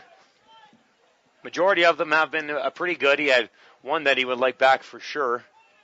And he'll kick this one away at about his own 20, 25-yard line. And it almost was blocked, and they did get a piece of it, and now it's just going to roll to midfield, and it will be picked up there. They'll hop on it, and no yards. And, good pressure right there from Calgary, busting through the line. Good job by the Calgary Dinos, like you mentioned, to get in there and force the block, and a little bit of a tip there as Hugh O'Neill punt just squibs into Calgary territory, and once we sort out this play, which will be about a 5-yard no yards call since the ball was on the turf, we will see the Dinos scrimmaging inside the Bears territory here on their second opportunity of the second half here offensively. We'll have to see if the defense can get it done. Third quarter hasn't been that bad so far this season for the Golden Bears. They put up 21 points in that third quarter against BC, and also put points on the board last week against Manitoba in the third quarter. Also be very good field position here for Calgary. Yeah, it'll be a 15-yard variety, on the no yards call there for Calgary. So, yeah, like you mentioned, very good field position here for them as Dulesky looks to get his first major of the afternoon. Dulesky with two backs there right beside him, and they're going to pitch it to the outside. Anywhere to go? Maybe, as Limbala gets around a couple of bodies and barges his way up for about 4 or 5 yards on the play. It looked like they had him in trouble, but he made something out of nothing. A really nice play there by Stephen Limbala to make a couple of Golden Bears miss. Good lateral movement there from the second-year running back for Calgary. And like you mentioned, it looked like they had him dead in the water about 3 yards behind the line of scrimmage, but he turns it into a positive one and picks up 5 yards. 2nd and 5 from the 36 for the Dinos. Dulesky in the shotgun, 3 targets to his right. And Walter in behind him. Now Dulesky with a little bit of time tries to find a hole. He does find a hole, and he barges his way up and over, and he will pick up the first down there. As Dulesky, not bad decision-making there from the 18-year-old. No, good job there by the quarterback to recognize that hole and jump up and understand that they only needed 5 yards for a first down there, and he got just enough. Green slayed in on the tackle for the Golden Bears as he was unable to keep the quarterback from getting that first down. 9 minutes to go in the third quarter. The Dinos marching. They trail by 8. And Dulesky, once again, 2 backs there with him in the shotgun. And this time they'll go up the middle to Walter, and they are able to tie him up. But he does pick up a couple yards, maybe 3-4 yards on the play. Not a bad run there from Matt Walter, and getting some positive yardage for him. And he was actually outrushed in that first half compared to Matt Jarvis. Only 47 yards, did average 9.4 a carry, though, for the Calgary Dinos. And it'll be interesting if they go back to him a little bit heavier here in the second half. We didn't see a ton of them in that second quarter. 2nd and 5. And they'll have a timeout. Dulesky decides to call a timeout. And the Bears defense here bending a little bit, but hoping not to break. They haven't given up a touchdown in 6 quarters, at least 6 quarters so far here, after holding Manitoba to just 6 points and holding Calgary to 6 points in the first half of this ball game. And even in that UBC game against the Thunderbirds in Vancouver, they did a very good job defensively, and really only in the fourth quarter did the T-Birds generate anything offensively with 14 points. But aside from that, the Golden Bears have played a lot of football this season, and they've done a good job defensively of keeping teams off the scoreboard. So we'll see if they can continue that here. Calgary only mustering 2 field goals so far this afternoon, and the Bears have bent, but they haven't broken so far. And we saw that especially in the second quarter where Calgary had some glorious opportunities, and it looked like they were marching it all the way to the end zone, but the Bears did a good job of breaking things up, including that interception, of course, in the second quarter. Duncan Morris getting his hands on that ball in the second quarter from around this same area on the field. Now Dulesky. 8:14 to go in the quarter. They're down by 8 points, and they will work 2nd and 5 from the Golden Bears' 24-yard line. He's got the instructions after calling the timeout. Walter in the backfield by himself. Now Dulesky going to step back, looking to pass, looking to go to the right, and that's picked off by the Golden Bears, and they'll have some room to run it. And a good job stepping in and taking that ball away. Jay Hetherington. And a flag flies at the end, but Hetherington read that play nicely. And once again, the Bears defense comes up big. Jason Hetherington sniffed that one out and made a great play there defensively for the Golden Bears. And Dulesky picked off for the second time this afternoon. And no surprise who it is. It's Jason Hetherington. Led the nation last year in interceptions with 8. And a big-time play there for the Bears defense. That's his second of the season this year as well. So 2 picks in 3 games for Hetherington. And once again, the offense will have an opportunity to add to this 8-point lead with about 8 minutes to go in the third quarter. Marchand in the shotgun from his own 41. So Hetherington not only picked it off, but he got them some yardage as well. Blitz coming. They're going to go over the middle. And that will be Lane Rogers, and he is able to hang on to that ball, so they'll pick up a couple of quick yards there with the pressure coming on quarterback Julian Marchand. Yeah, Julian Marchand just with a good job to get that ball off quickly and find an open receiver. Not a big-time gain for the Bears, but certainly better than a loss in the backfield, so a good job by the quarterback to recognize that blitz from the Calgary Dinos and get that ball away off in a hurry. Gained 4 yards on the pass to Rogers. It'll be 2nd and 6 from their 45. Marchand in the shotgun. He'll have 3 targets to his right. He's going to look to his right. Now back to the left. Finds a little bit of room. Marchand, is he going to run for the first down? He's going to try, and he gets there. That's first down territory for Julian Marchand, and that's why those legs come in so handy when he can't find a target downfield. Absolutely a great play there by Julian Marchand to pull that football down and make something happen with his legs and get that first down for the Golden Bears, and that's the sort of thing we didn't see a whole lot of last year from the quarterback position. Quade Armstrong not the most fleet of foot, and Julian Marchand certainly showing off his jets there to pick up the first down. 1st and 10 from the Golden Bears 52. Marchand, and there'll be offside on the play, and they'll break a tackle. Here goes Rogers. He's going to pick up about 14 on the play.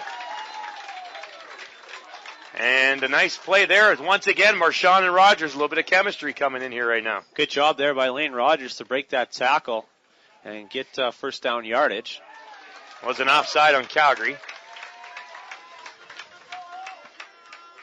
And the offense moving the ball here rather nicely to start the second half. Yeah, they've done a good job of taking advantage of that turnover too here, getting a couple of first downs, and that's important. Keep that momentum going on your side after that interception from Jason Hetherington, and they've done that with 2 pivotal first downs.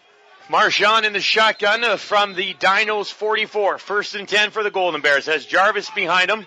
Rogers to his left. He's been hooking up with Rogers a couple of times here. They'll hand it off to Jarvis. Jarvis looking for a hole. He'll get to the outside, and he picks up maybe a yard or 2 on the play as he got as far as he could before having to turn that one upfield.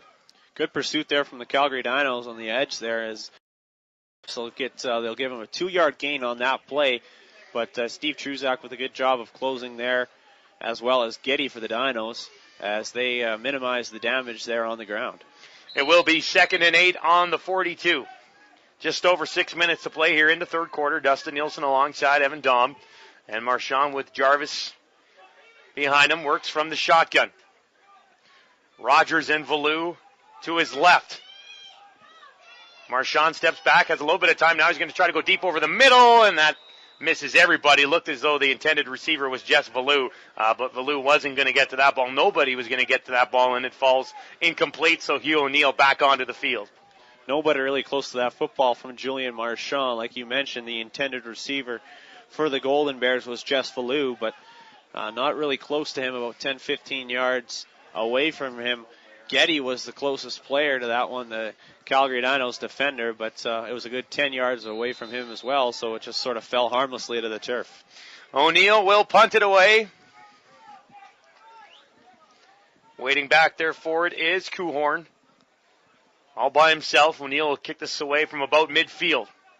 5:40 to go in the third quarter. O'Neill's got it. He'll have time to get this one away, and that is a pretty good punt. Kuhorn will grab it and step out at about the 17, I believe, right around the 15. So not a bad effort there from Hugh O'Neill. Pretty good kick there by O'Neill to angle that one to the sidelines, and Kuhorn really had no opportunity to return that football as his momentum carried him out of bounds. And they'll mark it down, like you mentioned. 16, 17 yard line for Calgary. Oh, so, if the Golden Bears defense can step up here, maybe looking in safety territory again. Yeah, they're racking up the points on the safety. We've already seen 2 of those this afternoon here for the Golden Bears. Now Dulesky works from his own 16. Fake the pitch outside, hands it up the middle, and they'll get a few yards on the play, about 5 yards, as they went to Lumbala up the middle. Lumbala is coming pretty handy for this offense today. Yeah, we've seen a lot of Lumbala this afternoon, not a whole lot of Matt Walter in the second half. He only had 5 touches in the first. And probably not enough if you're looking to get that running back involved in this football game heavily. He had some good rushes in that first half, but we haven't seen a ton of them here in the second. We've seen more of Woodson and Lumbala. 2nd and 5 from their own 21 for the UFC Dinos. Now they're going to run that option outside, and trying to hang on to it was Dulesky, but he did not get be close. Maybe he did get there. It was 2nd and 5. Let's see where they mark it. It's going to be close. It will be close, yes. I believe they'll take the chains. Yes, they will bring the chains out, so they'll run those across the field from the far sideline. And a lot of decision-making in an 18-year-old true freshman quarterback here, running a lot of these option plays for him. He's looked good, and it's a lot of responsibility on the quarterback to put him in a position where he has to make a decision, a split-second decision, and I think he's passed the test so far. He's had some interceptions. That's been his downfall so far this afternoon, as they will pick up the first down. No, it's just shy. Just shy. Just shy, yeah. We're talking inches. Maybe not even inches. Maybe just an inch, but it's just shy. So they want to go for it. I mean, if Golden Bears could get a stop here, this would be huge. As we've got just over 4.5 minutes to go in the quarter, and this would give their offense amazing field position. But like I said, they just need a little bit of a push ahead here for the Dinos, and this will be a first down. You got to get this first down in Canadian football with the lineman a yard off. If you don't, that's a major failing if you're the Calgary Dinos. Let's see what they can do. 3rd and 1, 3rd and an inch from the 26, and they plow ahead, and that will get the job done. And they'll get a fresh set of downs and work from just inside their own 30 here as they trail by 8 to the Golden Bears.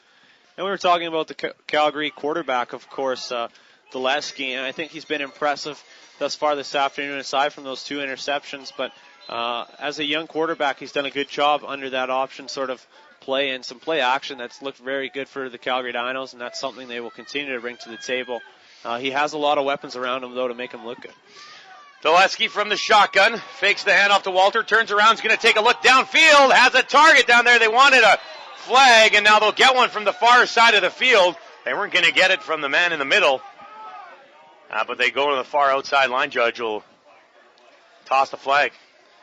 Penalty will be against the Golden Bears, of course, pass interference. Kuhorn, the intended receiver, and he got tied up at about the Bears' 50-yard line. So that will march Calgary and get him a first down, a new set of downs.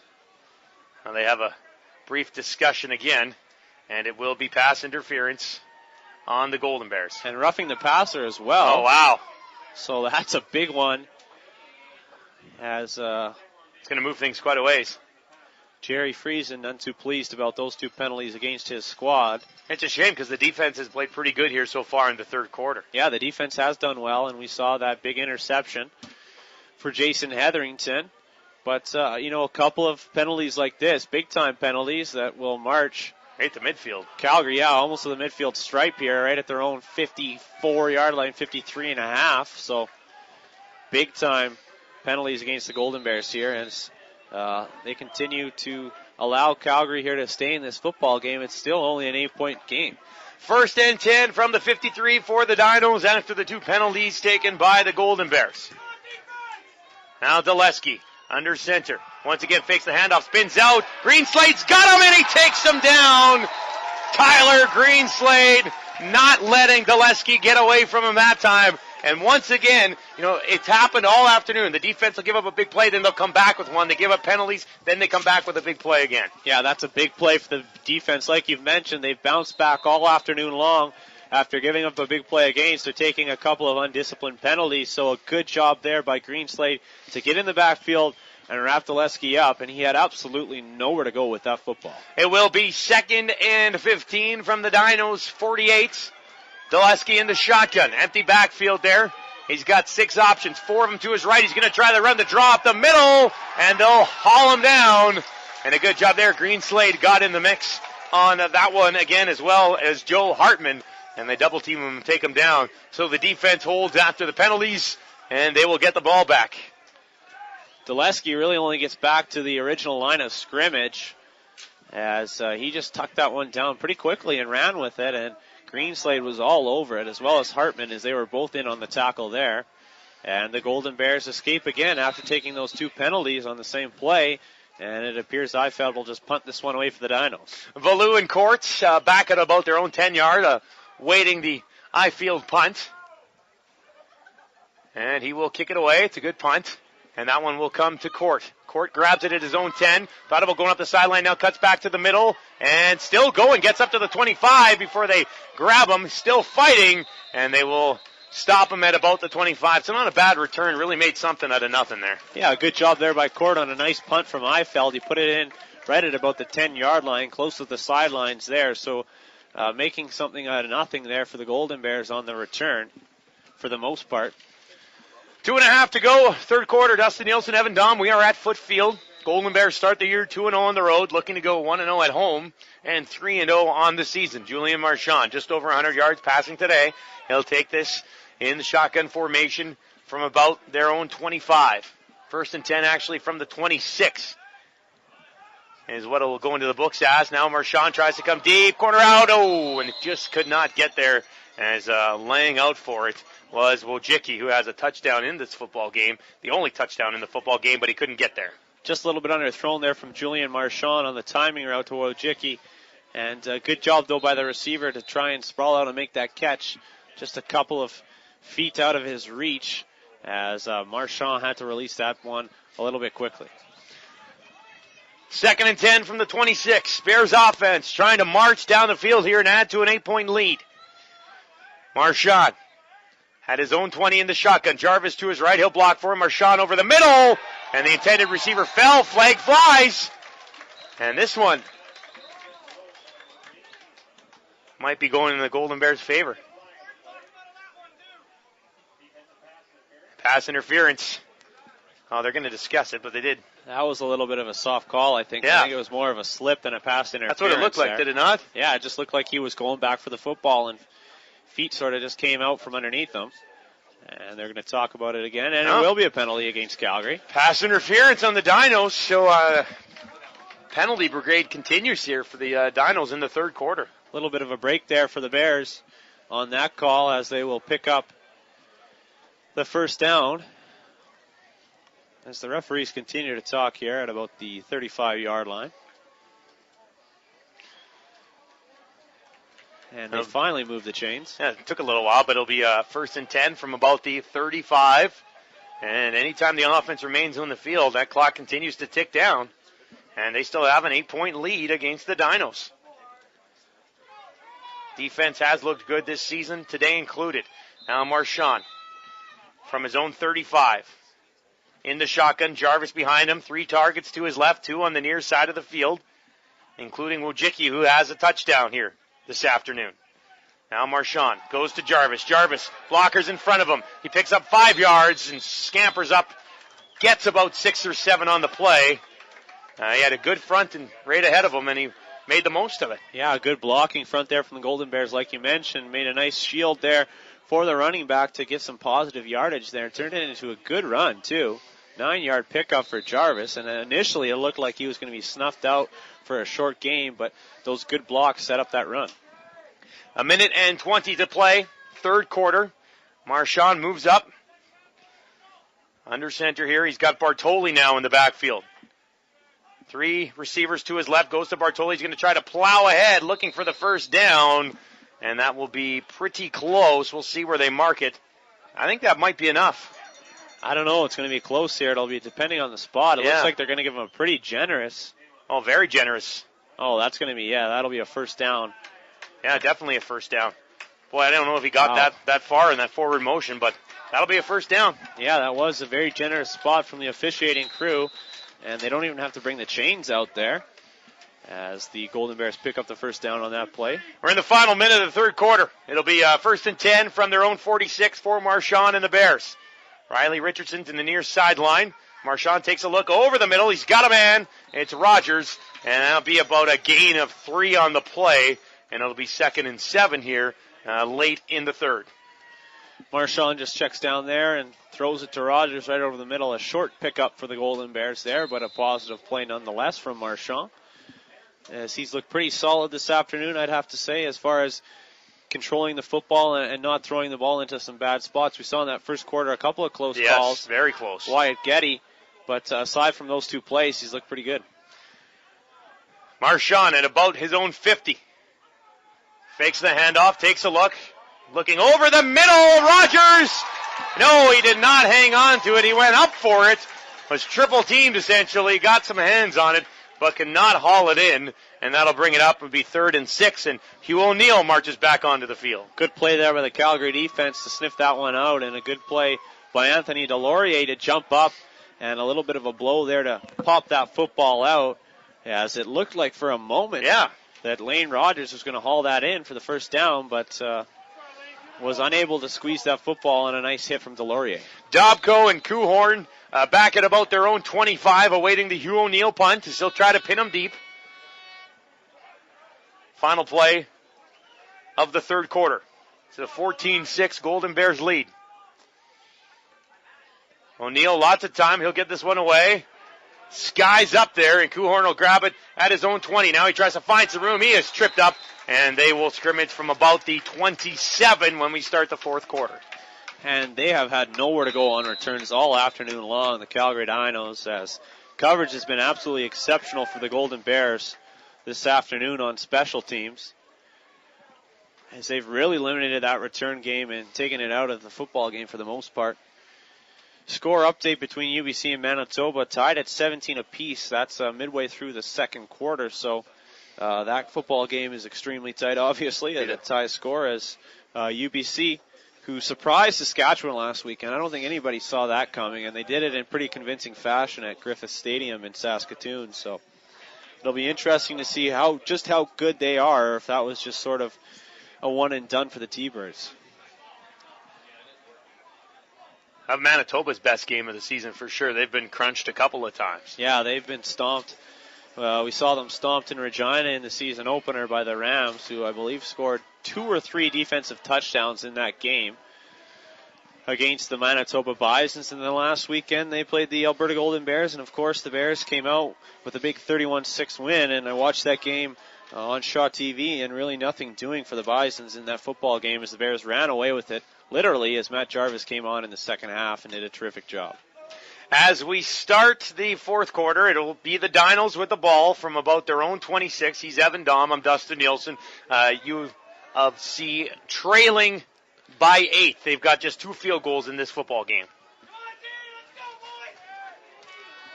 Golden Bears defense hasn't given up a touchdown in 7 consecutive quarters.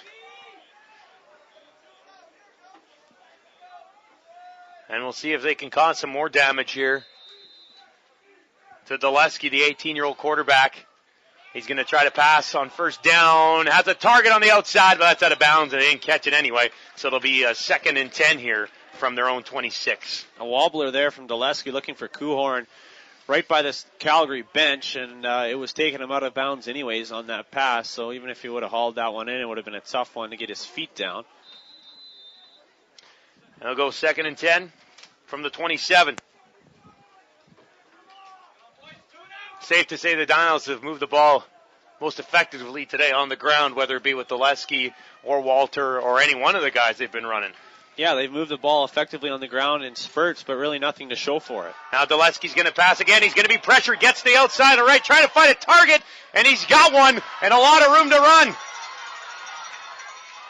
And finally taken out of bounds around midfield, and it was Lumbala as he went left to right. And the rollout, and Dulesky was able to find him. Looked like he was in trouble, but Lumbala sprung free. Really good job there by Dulesky to roll out to his right. He got a couple of big-time blocks from his offensive lineman there to find Lumbala, who was wide open. No Golden Bears around him as he was sort of left uncovered.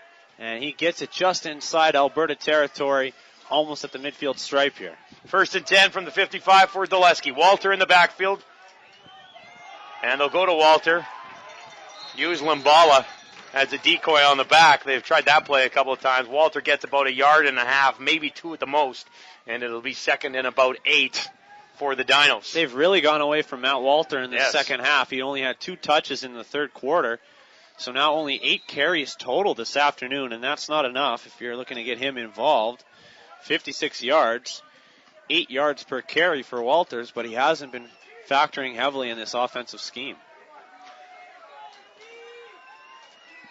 Now Dulesky in the shotgun, empty backfield, rolls to his left, thought about the pitch, now he's going to have to throw it, and he misses the intended target.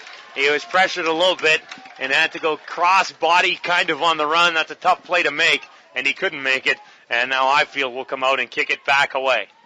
Redikoff, the intended receiver there for Calgary, but that ball was well outside his reach. And once again, we'll see the punting unit for the Dinos and the defense playing well for Alberta again this afternoon. And it has been, for the most part, a defensive battle between these two teams. Only 20 total points scored thus far. 13:20 to play in the football game. They'll be kicking it away. The Dinos from about their own 45. Valou and David Court back at around their own 20 to receive the punt. There's the kick. It's away. It's not bad, and Court will grab it. And Court taken down. Nowhere to go. And now Julian Marchand will lead the offense back onto the field for the Golden Bears, trying to take more time off that clock. Absolutely, that's the key for the Golden Bears here, and I'm sure we're going to see a lot of the ground game, whether it be Jarvis or Bartoli here in the final 15 minutes of this football game, as the Golden Bears generally, with a lead, like to play conservative. At least that's what we saw last season from them, and at times they were gave the opposition an opportunity to get back into some football games. 1st and 10 from the 22 for the Golden Bears. Jarvis, handoff to the outside, and he's able to get positive yardage on the play. Actually gets up to almost to 30, so they'll have about 4 or 5 more yards to make up here on 2nd down. Not a bad run there by Jarvis, as it took Gadosh to take him down there with a tackle just around the neck area there of Jarvis, it looked like. Yeah, he did get his hands up a little bit, didn't he? But Jarvis staying in there, as we saw him come out a little bit in the first half. We saw him work on his knee after the first play, actually, but he looks fine the rest of the way. 2nd and 5 from the 27 for the Golden Bears. 14-6 lead. Jarvis again up the middle, runs into a wall, and that will do it. It'll be 2 and out here for the Bears, and Hugh O'Neill will be called upon again. Not a very long break there for the Bears defense, as it was 2 and out and 2 very quick plays from the Bears offense. As once again we will see Hugh O'Neill out there to punt the football away. His 12th punt of the afternoon for the Golden Bears.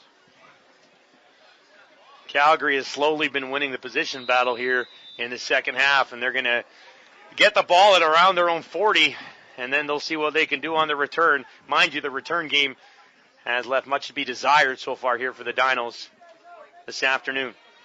Still waiting for somebody to really take this football game over. It feels like this one's totally up for grabs right now, just a one-possession game, and neither team really owning this, and it seemed like the Golden Bears have been sort of in the driver's seat in the second half, but have yet to really put up any points on the board, just the safety, and still well for the taking for the Dinos. Now they'll be pushed back even further, and O'Neill will have a little bit more work to do, as they didn't get that ball off in time. Big crowd here at Foot Field this afternoon, hoping to see the Golden Bears improve to 3-0 on the season. They're 11 minutes and 32 seconds away from doing that, but a lot of work left to do. And O'Neill will kick this one away from about his own 10, 15-yard line.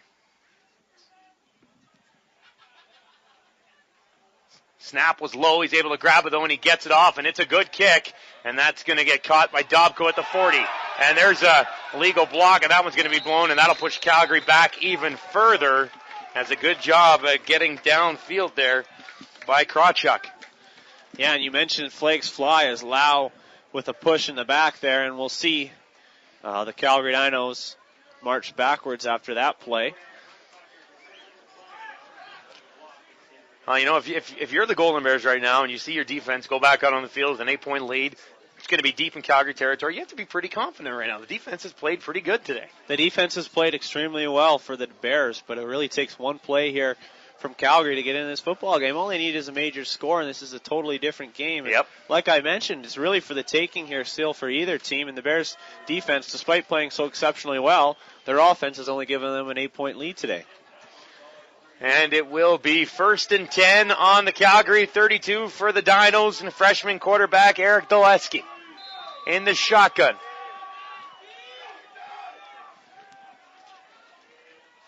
We'll hand it off. They find some room up the middle, and that was Anthony Woodson on the carry, and he's going to pick up the first down. And Woodson, only with his 4th rush of the afternoon here for the Calgary Dinos, came in first game action after suffering that concussion in week 1 against the Saskatchewan Huskies on a rather borderline cheap shot by Bryce McCall of the Saskatchewan Huskies. No suspension for him. Of course, we mentioned it earlier off the top. Blake Nill suspended for this football game, the head coach of the Dinos. 1st and 10 from their own 45. The Dinos trailing by 8. Doleski's going to hang on to it this time, trying to cut up the middle, and they are able to grab him and haul him down. It was Dale Stevenson, and good thing he got him, or else he had first down written all over that one. And they're only going to have a couple of yards, maybe a yard and a half at the most here to pick up the first down. Yeah, it'll be about 2nd and 1 here for Calgary, and a good run there by Doleski to just tuck that one down and get big yardage on first down for the Dinos. And they continue to look good, and then all of a sudden the Bears come up with a big play defensively, so we'll see if that pans out again. Twice now, Doleski has been picked off in this football game. Duncan Morris and Jay Hetherington getting it done. Now they'll move it on the far side. That'll be the first down and more, and it was Doleski himself getting it done this time. We've seen Doleski come out of the backfield, Woodson, Lumbala, Walter, a lot of options for Calgary as far as the running game goes. They're a very deep team as far as what they can bring to the table rushing the football, and a number of guys in the backfield who can play. Lumbala, Woodson, and Walter's the 3 best running back, I think the best combination of 3 running backs in the nation. Dale Stevenson comes out of the game defensively for the Golden Bears. He's been pretty good here this afternoon. Doleski in the shotgun. The handoff again. Woodson trying to find some room up the middle, just barging up to the 40, and he's just a yard or two shy of another first down as Calgary has decided to put their head down and attempt to run over this Golden Bears defense. And another good run there from the 4th-round pick of the Winnipeg Blue Bombers, Anthony Woodson, as another 9-yard pickup on the ground, and Calgary starting to march this football. And just inside the 10-minute mark here in the 4th quarter. 2nd and about 2 from the 40. Golden Bears defense could use a stop here. Doleski up the middle. He'll hand it off, and that's Walter barging up for another 10 yards. And boy, this Dinos offense, at least their running game, doesn't look like it could be stopped right now. No, the run looks very good right now against the Golden Bears. As we have number 53 for the Bears sort of laboring there, Joe Hartman, and he will run off to the sideline. Less than 9 minutes in the 4th quarter. Calgary down by 8, but pressing. They are in Golden Bear territory. Doleski from the shotgun. 2 options, and they'll go up the middle again to Woodson. Woodson breaks a couple of tackles, and he's just going to barge his way through for another first down. And holy smokes, where'd this running game come from? All of a sudden, the Calgary Dinos just barreling down, putting their heads down and running the football against the Golden Bears. And former play-by-play man Corey Graham up here in the booth watching this game with us this afternoon. And just telling me how this one's reminiscent of last year, the home opener against UBC Thunderbirds, where they just decided to run the football and they ran it right down the Golden Bears' neck. And were able to get the victory out of that one as they came back from, I believe it was about a 24-point deficit at half to win that football game. Dulesky in the shotgun. And now he fakes a handoff to Woodson, cuts to his right. He's going to be pressured. Pass on the knees, and it looks as though it is caught. And a good job there is going back to help him out. Richard Snyder, I believe, was the intended target, and he's able to haul that one in. And that's the second time, only the second time we've seen Snyder catch a football this afternoon, but a good job by him. And it looked like for a moment Dulesky was in trouble, but he was able to get that football away. They'll go 2nd and 5 from the 19. Or from the 14, rather. Defense, big stop here if they can hold them. Now Dulesky. To Lumbala. He's crunched, but it looks as though he did get enough for the first down. And it will be 1st and goal for the Dinos. So we've seen all sorts of threats on the ground from Calgary on this drive. We've seen Dulesky, the quarterback, tuck it and run. We've seen Woodson from the backfield, Walter, and of course Stephen Lumbala, who has looked pretty good this afternoon for Calgary, whether it's in the backfield or on a couple of nice catches. We saw him set up this drive with a big-time catch and run to put it inside Bears territory. 1st and goal from the 8. Dulesky, Woodson, and he's not there yet. Stopped just shy of the goal line. And they'll have one more crack at it for sure, possibly 2 if they want to go. Well, this is 3-down territory right now. You're inside the 5-yard line here with just over 6:50 to go here in the 4th quarter of play. And you got 4 guys who can run the football. You better be able to get it in from 1.5 yards out. And Dulesky and company with 2 downs to work with, I think, here. Dulesky with Woodson to his right. Gives the ball to Woodson. Woodson in for the touchdown. And that will make it a 2-point ball game. And the Dinos have fought their way back. They'll definitely go for 2 here. Absolutely, as we see Anthony Woodson pile that one in as he picks up his first touchdown of the season for the Calgary Dinos. And all of a sudden, it's a 2-point contest here at Foot Field. And Anthony Woodson, after missing last week with that concussion that he sustained in week 1, bounces back and gets his first major of the season. Now the Dinos will go for 2 to tie this football game. Dulesky in the shotgun wants a timeout. And now they'll have a little bit more time to discuss things here. This would be a big stop for the Golden Bears defense. Absolutely. This is huge for both sides here, as Dulesky takes the timeout after seeing what the Bears are going to bring to the table defensively there as far as what formation they would come at the Dinos with. So the 18-year-old quarterback will tuck it over on the sidelines. And this is, after running so many option plays and play action passes this afternoon, Calgary with an opportunity here at the 5-yard line to have a lot of their playbook wide open and a lot of options here against the Golden Bears, and certainly look for some sort of misdirection or deception from Calgary on this play. 6:37 to go in the football game. Golden Bears have led the entire way, including by 8 here in the second half. But the Dinos on the verge of tying this game. And as Evan Dahm mentioned, essentially 4 different options to run the ball here. And you'd be shocked if the Dinos tried anything else. They got too many weapons on the ground to make this a pure passing play to the end zone. But then again, they could try and surprise you, but they have Lumbala out to the right. Lumbala to the right and Woodson right there beside Dulesky.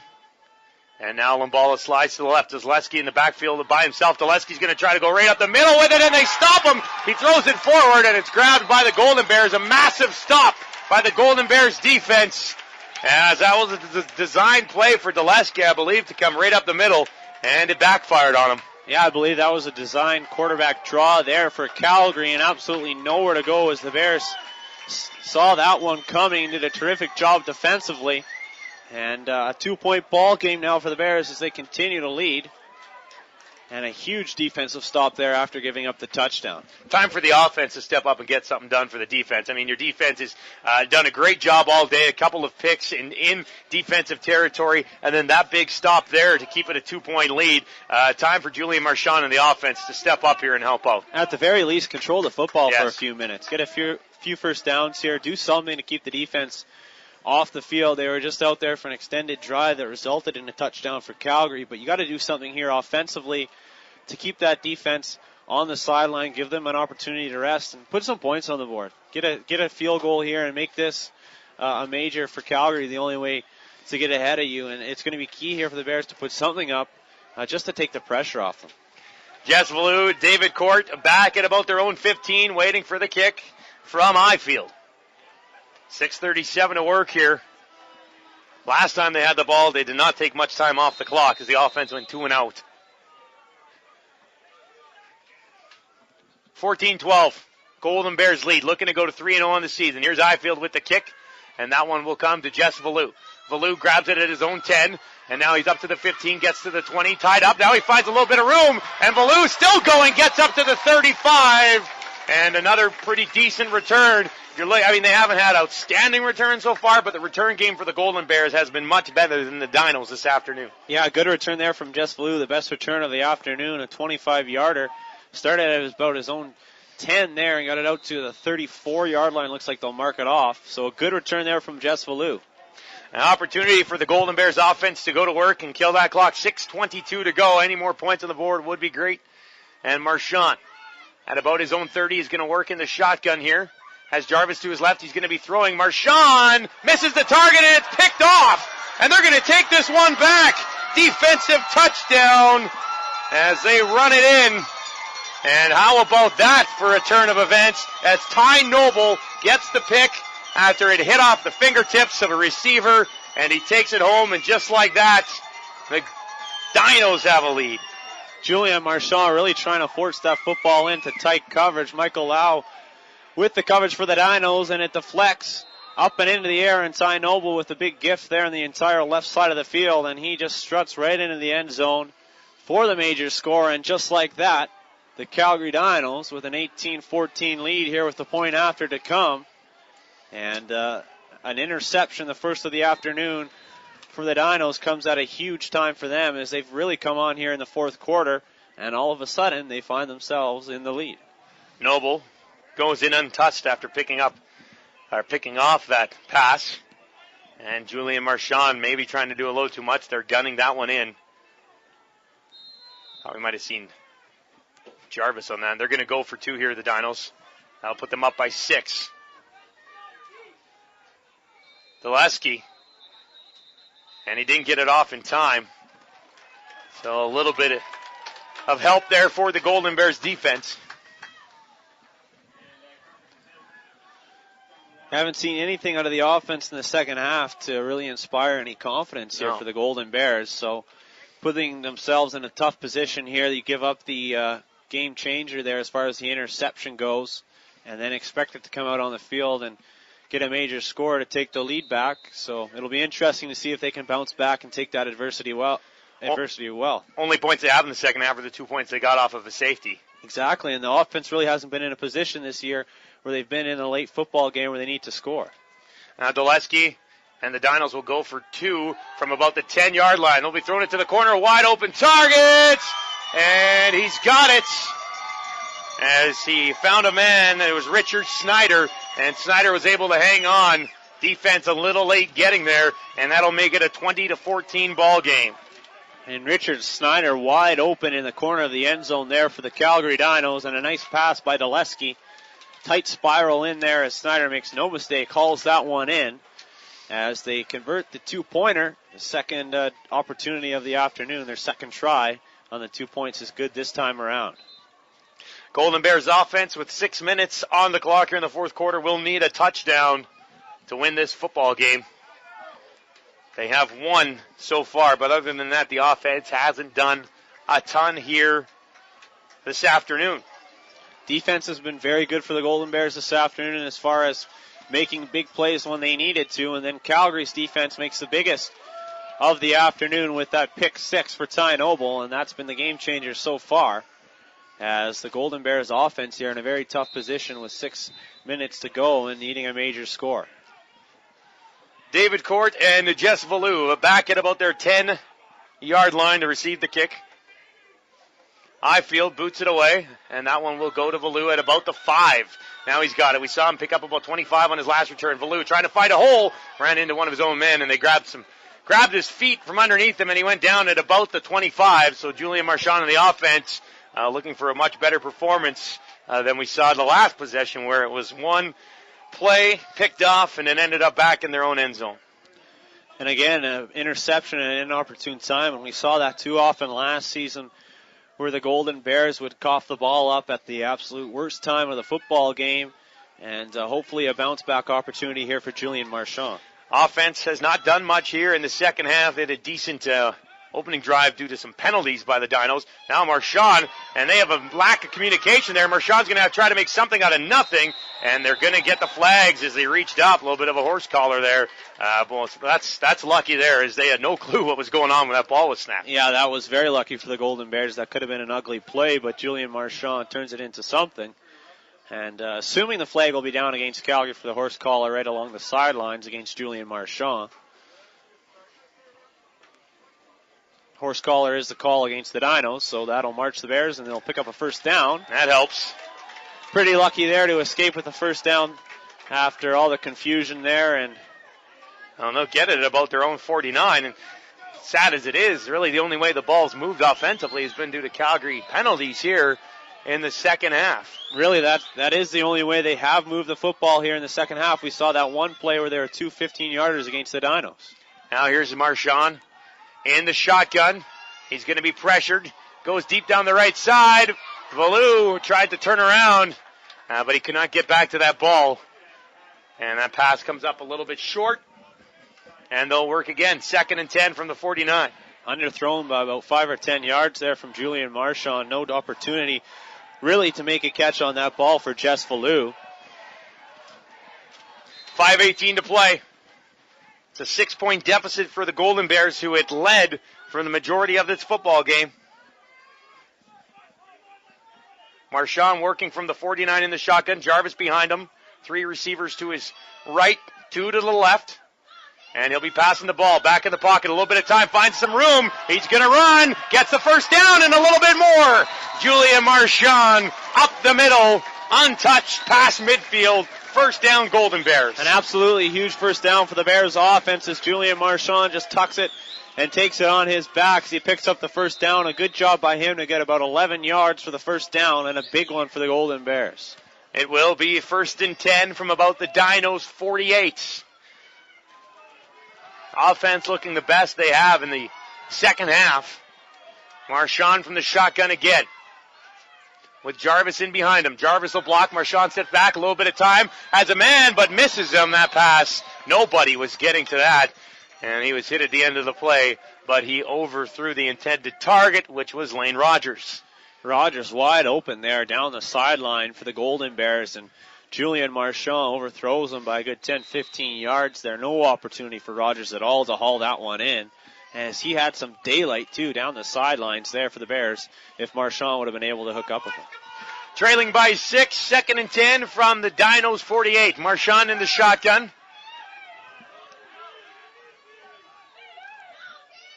And now they'll hand it off to Jarvis. He'll try to barrel his way up the middle, but he gets about a yard or 2 on the play, and that is it, with about 4 minutes to play here in the football game. Hugh O'Neill will come back onto the field. An interesting play call there for the Bears offense as they hand that ball off to Jarvis, and just right up the middle, a pretty straightforward run for the Bears as he picks up 2.5 yards there, but not really giving him a great opportunity to get a first down. Well, Jarvis hasn't been, nobody's really been able to do much up the middle here in this football game. I think we've seen 1 first down between the hash marks this afternoon for the running backs, so an interesting play call there by the offense as they were looking at 2nd and 10 there. Hugh O'Neill will kick it away, and then the defense will have to go to work. About 3.5 minutes to play in the fourth quarter, and the Bears trail by 6.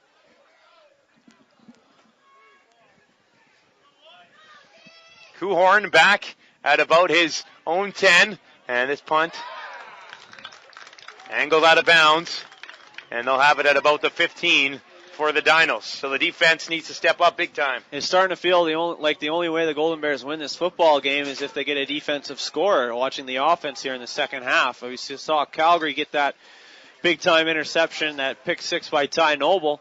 And that's been the difference. That's the difference in the scoring summary so far in this football game. And that's the sense I get here with 3:22 to go, is that the only way the Bears get an offense or a major here is through the defense. And the way they played today might be capable with the territory they're in right now. Daleski. 1st and 10 from his 10. He's going to run it out to left. Now he wants to throw it. And that pass is complete. It was low, but a good job by the receiver to go down and get that ball. Good job there by Redkop to pull that one in. A low pass, but he was able to get his hands underneath that one and get the first down, as this play will take us to the 3-minute warning here. 1st and 10 from their own 27. Dinos with a 6-point cushion. Daleski, the 18-year-old freshman quarterback, hands this ball off this time. And the Golden Bears are able to stop the running back maybe 1 or 2 yards on the play. And that takes us to the 3-minute warning. A couple of extra seconds ticked off the clock there. Calgary Dinos don't mind, though, with only they're okay with it. 2:38 to go now in the fourth quarter, and find themselves in the lead. And certainly I don't think they would have expected to be there after the way that third quarter went. The Bears' defense was just stifling, and it took a defensive touchdown to get them in the lead, but they got it, and it was a huge one. Just 2 points for the Bears here in the second half. It came by a safety early on. Since then, the offense hasn't been able to generate much at all. 2nd and 8 from the 29 for the Dinos. This would be a big stop for the Golden Bears. They need it right now. Daleski in the shotgun. 2 backs there with him. Hands it off, and they'll run right into a wall. No, they managed to get through, but still not enough for the first down. Looked as though the Bears had stopped them back a little bit further, but a couple of nice moves. And they're able to juke their way up to just inside the 35. And that will bring on the return team for the Golden Bears. Now or never, Evan. Absolutely. Lumbala made a nice play there to get some positive yardage, but that was a huge key stop for the Bears defense. It gives them offense more than enough time to do something here. If they can move the football, they haven't shown really any signs of greatness here in the second half, but it'll be interesting to see if they can pull one out of their bag of tricks here and find a way to get into the end zone. Court and Valou back at around their own 40. Ifield will kick it away from about his 20, and he'll angle this one towards the sideline. Valou heads over there, and that will bounce out at about the 40-yard line, maybe the 39. So they'll have quite a bit of field to go. Field goal won't do it. They got to get into the end zone. 2 minutes to go. Good job by Eiffel to take that away from the returners and just punt that one out and not give them an opportunity to get anything on the return. And leave this one in the hands of your defense. They've shown in this fourth quarter that they can handle the Bears' offense, and let them win this football game for you. Julian Marchand in the shotgun. 1st and 10 from the Bears' 40. They got to get all the way down the field. Marchand rolls to his right, throws over the middle, and that one is through the hands of Lane Rogers. I thought he had it, but it ended up going right through his hands, just past the right side of his head, and that would have been first down territory. Went right through Rogers' hands, and it almost fell into the hands of Ty Noble again, the Dinos defender there, as luckily for the Bears, just an incomplete pass because there was a number of red and white sweaters there looking to make a play, as Rogers was unable to haul that one in. Rogers has been target number 1 for Julian Marchand here this afternoon. He'll be on the left side along with Jess Valou. Marchand looking to his left. Throws it into the corner, and that was picked. That was to nobody, and that's picked off. And that will pretty much do it as Steve Truzak hauls it in. And I don't know, was that intended for Rogers again? It didn't have enough on it. Yeah, I think it was intended for Rogers, but it was a nice one for Steve Truzak there. Just sort of planted himself under that football and made the pretty easy interception there. As that'll be pretty much all she wrote for the Golden Bears, as they come out in the second half and lay an offensive egg here against the Calgary Dinos in a disappointing way to sort of smoke out of this one for the Bears. Doleski has been pretty impressive for a young, true freshman. He'll hand this ball off, and that'll probably be the story of the game the rest of the way here. At that time, it was given to Lumbala, and it's been the four-headed monster out of the backfield here for the Dinos this afternoon. Absolutely, and rushing the football is going to be a key for them with Eric Glavich out at quarterback, and Doleski's done a good job of running himself as well, something that Glavich does exceptionally for the Calgary Dinos, and they really haven't missed a beat here with their quarterback aside from 2 bad passes that were intercepted. 2nd and 5 from the 47. Doleski hangs on to it. Good decision by the young quarterback, and he's going to run it about 25 yards right up the middle. How about that? He pulled that ball back at the last second because he saw a ton of room up the left side. Yeah, I think Anthony Woodson thought he was going to get that football until the last second, but he yes. sucked it out of there away from the running back and pulled it in and did a good job of running that all the way down to the Alberta 26-yard line as the Bears will take a timeout here. And now they're in field goal range as well, are the Calgary Dinos, so they can make this a 2-possession football game. Glavich, when is he expected back? Is it next week or is he still a couple of weeks away? Either next week or the week after, depending on how things go for him, I think, in practice, is the way they're looking at that with his injured knee that he sustained in the first game of the season against the Saskatchewan Huskies. And he's the best quarterback in the nation, so obviously they'll be excited to have him back. And Doleski also getting some valuable playing time here for Calgary, and he'll be the quarterback of the future in the Stampede City for Blake Nill. So despite having Glavich out and you don't want it to see him fall down, great opportunity here for the rookie quarterback who stepped in and looks like he's going to lead his team to 2 victories and 2 starts. And it's really helped him to have some of the options he's had coming out of the backfield here this afternoon. It's also opened him up for quite a few yards on the ground as well, as he's been using his feet almost as much as he's used his arm. Yeah, he's been extremely reliable on the ground and very effective for Calgary in that respect. 1st and 10 from the Bears, 26 for the Dinos.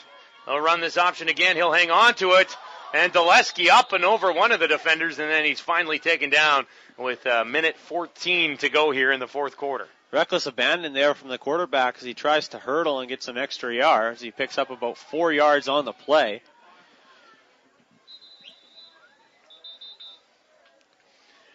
And another timeout by the Bears.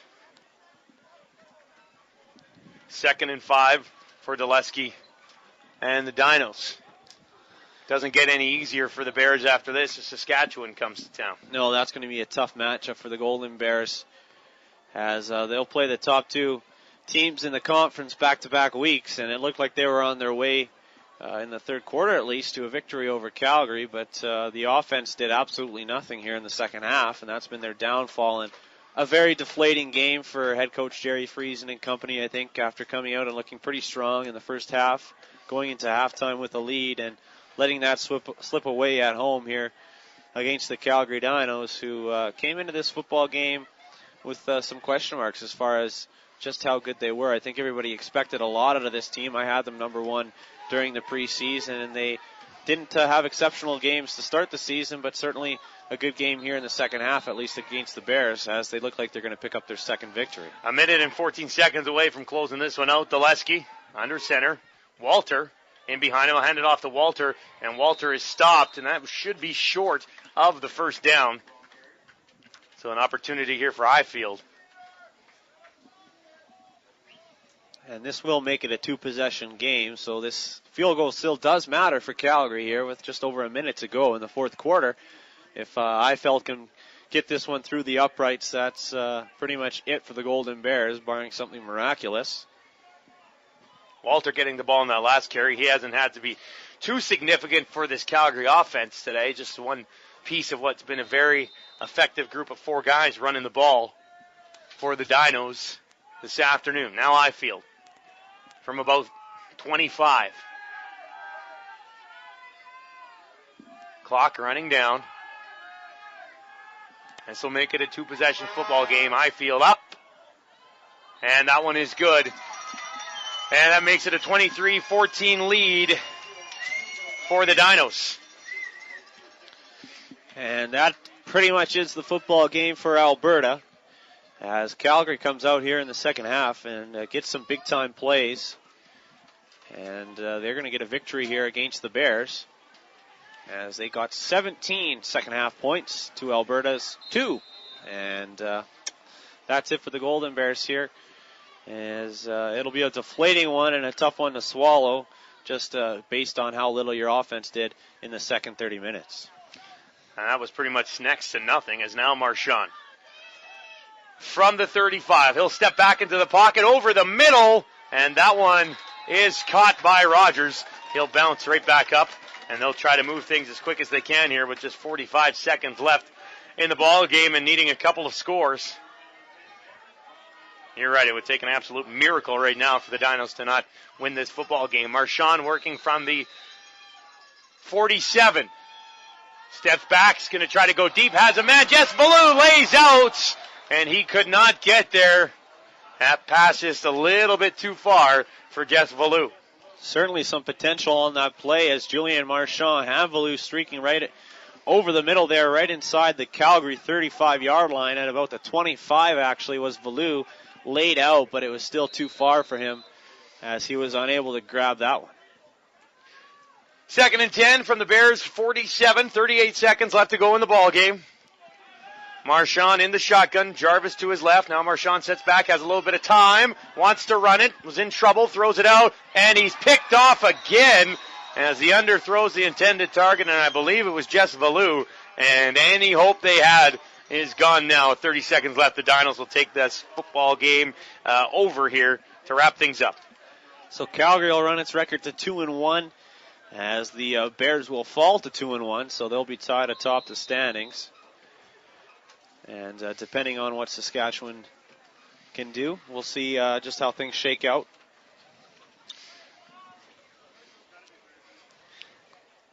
Disappointing way to finish this football game. We thought we were going to see a different kind of football team this year with the Golden Bears, a team that had the makeup and the sort of threats offensively to win a game and not necessarily be a detriment, but they were in the second half here, as they didn't generate anything, and even just keeping the defense off the field would have been key for them, just to get a couple of first downs, some key first downs. Move the ball a little bit. Yeah, keep your defense off and give them an opportunity to get a little bit of a breather, because every time it seemed the Bears' offense came out, it was 2 and out, and then the defense was put in some tough positions. Doug McLean will be joining us here in the post-game show. He will take over as the Golden Bears unable to go to 3-0 on the season after wins over UBC and Manitoba. They fall here to Calgary 23-14. But through 3 games, a record of 2-1. Where is that on your expectations for this football team this year? I expected them to be a playoff team, but not as good as Calgary and Saskatchewan. And I think, we saw it this afternoon. Not quite at the level where they need to be.